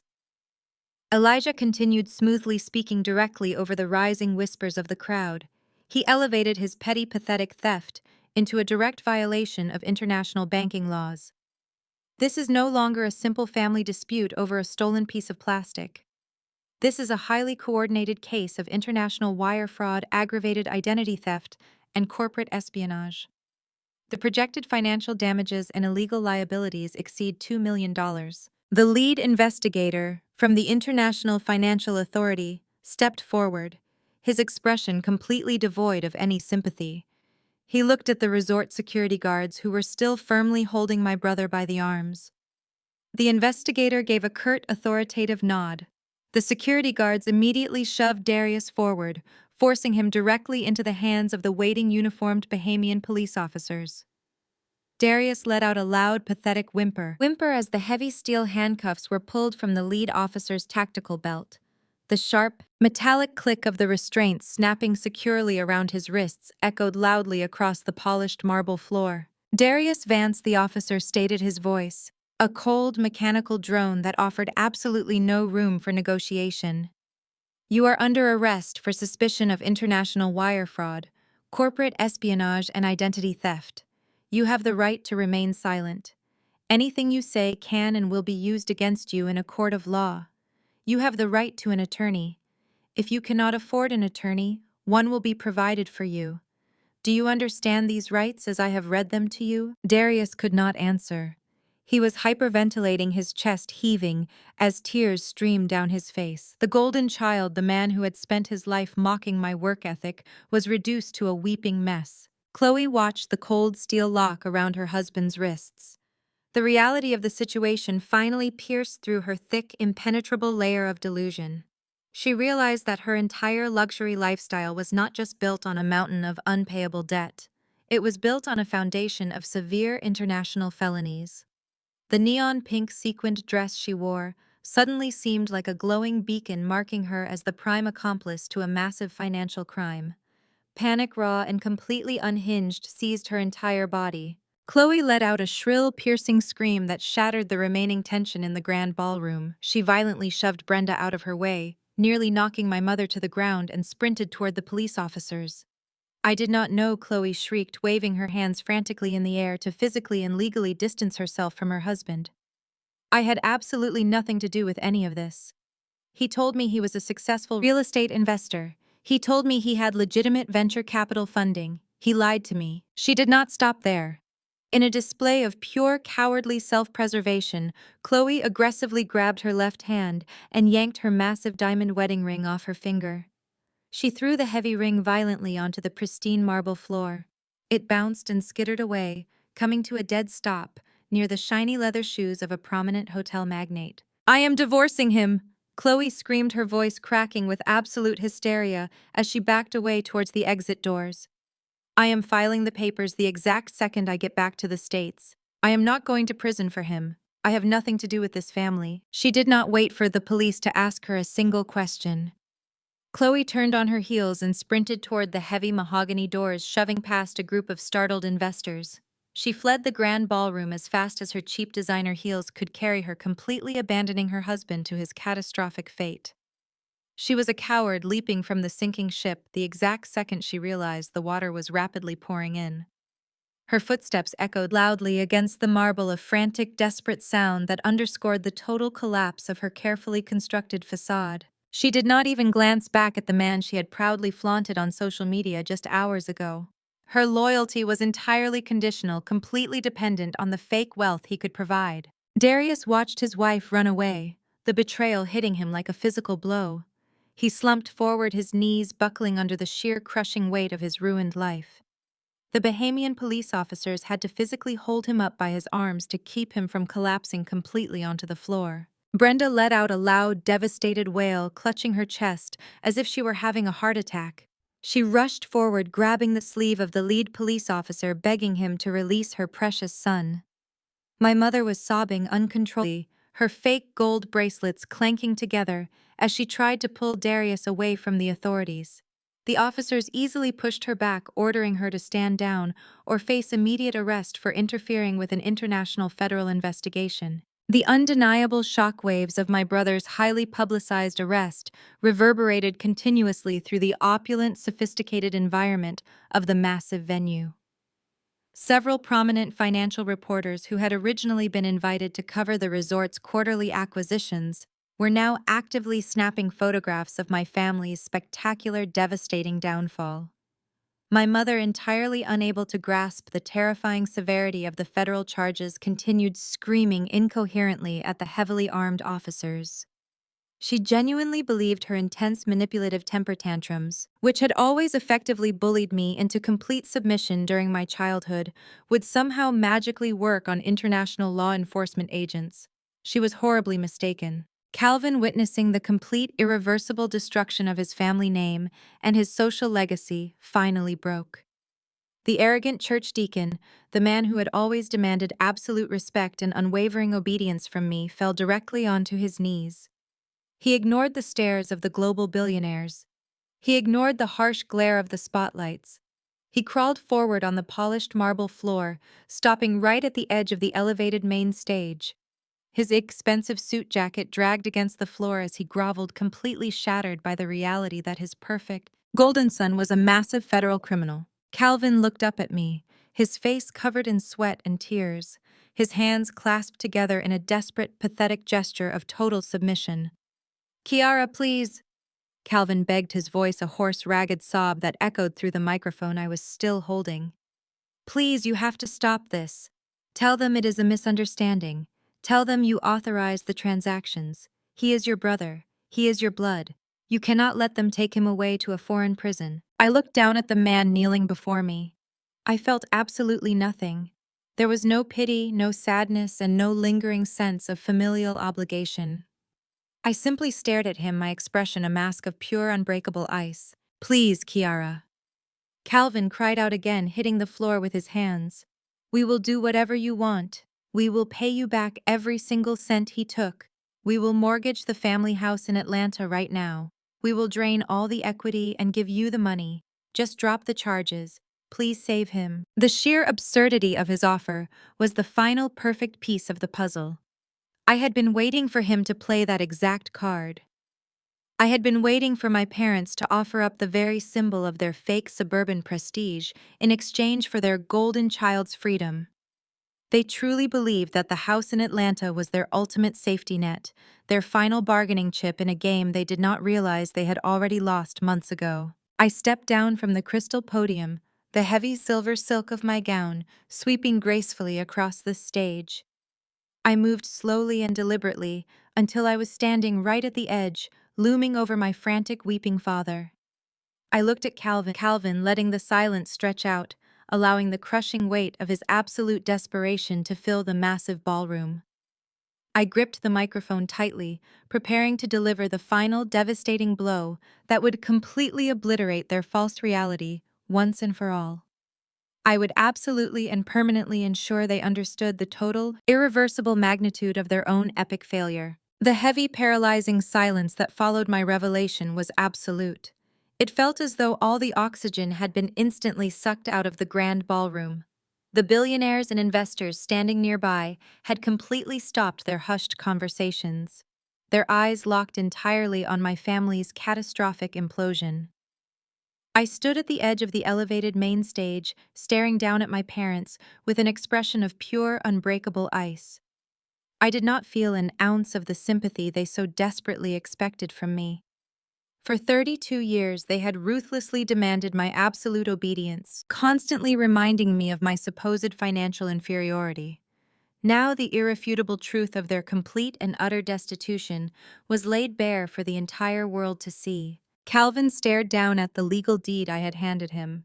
His hands were shaking so violently that the crisp, certified document rattled against his expensive, poorly fitted suit jacket.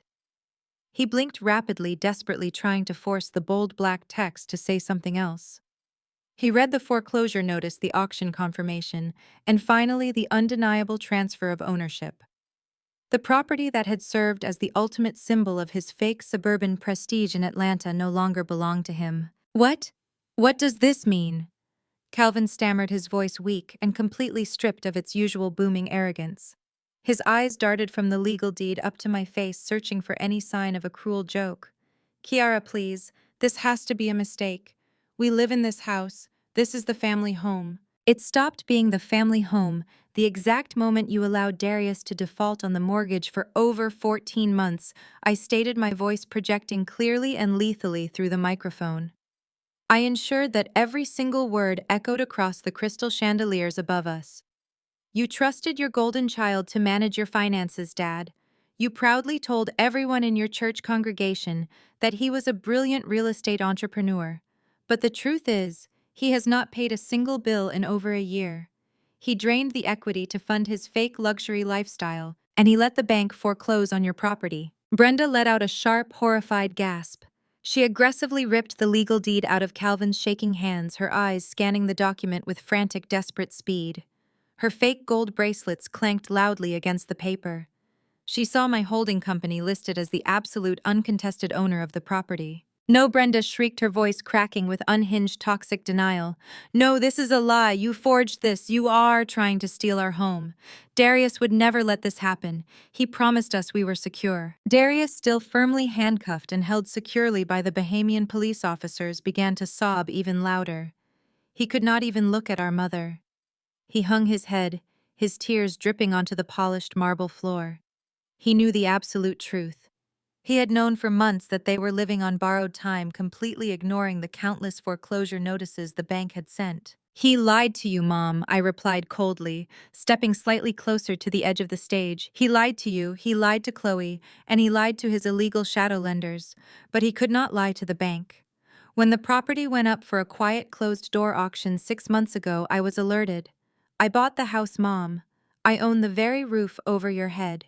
Which means, unfortunately for you, you have absolutely nothing left to mortgage. Your retirement is completely gone. Your golden child is going to federal prison, and you own absolutely nothing. The devastating reality of my words finally crashed down on Brenda.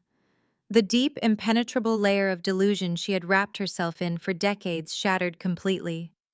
She dropped the legal deed onto the floor and covered her face with her hands, letting out a loud, agonizing wail that grated on my nerves. She was not crying for Darius's impending imprisonment.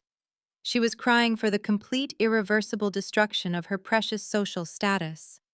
She realized she would have to return to Atlanta and face the undeniable humiliation of being a broke, evicted fraud. Calvin, completely shattered by the total collapse of his patriarchal authority, fell forward, pressing his forehead against the cold marble floor. He was a broken man, reduced to begging the daughter he had spent his entire life actively destroying. "Kiara, I am begging you." Calvin sobbed, his voice raw and pathetic. "Please, we are your parents. You cannot do this to us. We raised you. We gave you everything. You cannot just take our home and leave us with nothing. Please just forgive us. Give us the house back. Drop the charges against your brother. We will do whatever you want. We will be a real family." I looked down at the man groveling at my feet. I remembered the exact moment at the airport when he had casually turned around and canceled my homestay reservation. He had told me to find a cheap roadside motel. He had laughed when Darius told me to know my role and be a team player. He had never once protected me. He had never once loved me.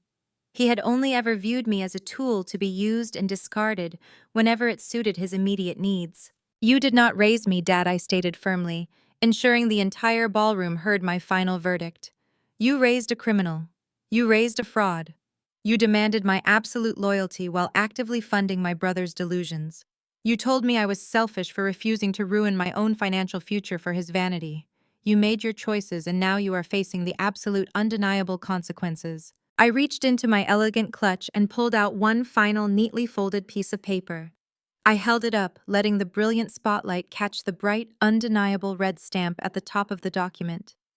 "Since you canceled my reservation at the airport, I decided to do some canceling of my own," I announced, my voice completely devoid of any emotion. I dropped the piece of paper. It fluttered slowly through the air, landing perfectly on Calvin's trembling lap. Calvin looked down at the document. It was a legal, finalized, and fully executed eviction notice. "While you were dragging your cheap luggage into a maintenance room yesterday, my property managers in Atlanta were actively boxing up all of your belongings," I explained, my tone sharp and lethal. "The eviction process is complete. Your belongings are currently sitting in garbage bags on the curb outside the property. You are officially homeless." Brenda stopped wailing, staring up at me with wide, completely horrified eyes. "You evicted us," Brenda whispered, her voice trembling with absolute disbelief.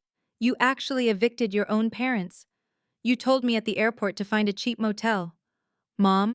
I replied, my expression a mask of pure, unbreakable ice. "I strongly suggest you take your own advice. You are no longer my family. You are simply former tenants who failed to pay rent." I turned away from them, completely ignoring their desperate, pathetic pleas for mercy. I looked directly at the lead Bahamian police officer. "Officer," I said clearly, my voice carrying total authority, "please remove the criminal from my resort." The officer nodded respectfully. He signaled to his team, and they forcefully dragged the weeping, handcuffed Darius toward the heavy mahogany doors at the back of the grand ballroom. Darius screamed my name, begging me to save him, but I did not even turn my head to watch him leave. His fate was entirely sealed. Elijah stepped forward, signaling the resort security guards. "Please escort Mr. and Mrs. Vance off the property immediately," Elijah commanded.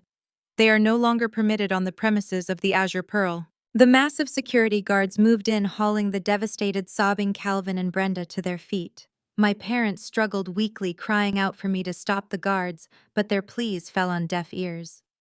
The billionaires and investors in the ballroom watched in absolute silence as the once proud, arrogant couple was forcefully dragged out of the ultra-exclusive gala, completely stripped of their dignity, their wealth, and their social standing. They were thrown out into the warm, tropical night, permanently exiled from the luxury they had so desperately tried to claim. I stood on the elevated stage, watching the heavy doors swing shut behind them. The silence in the grand ballroom stretched out for a few seconds before a sudden thunderous wave of applause erupted from the surrounding investors. The billionaires recognized a ruthless, brilliant executive who had just flawlessly cleaned house.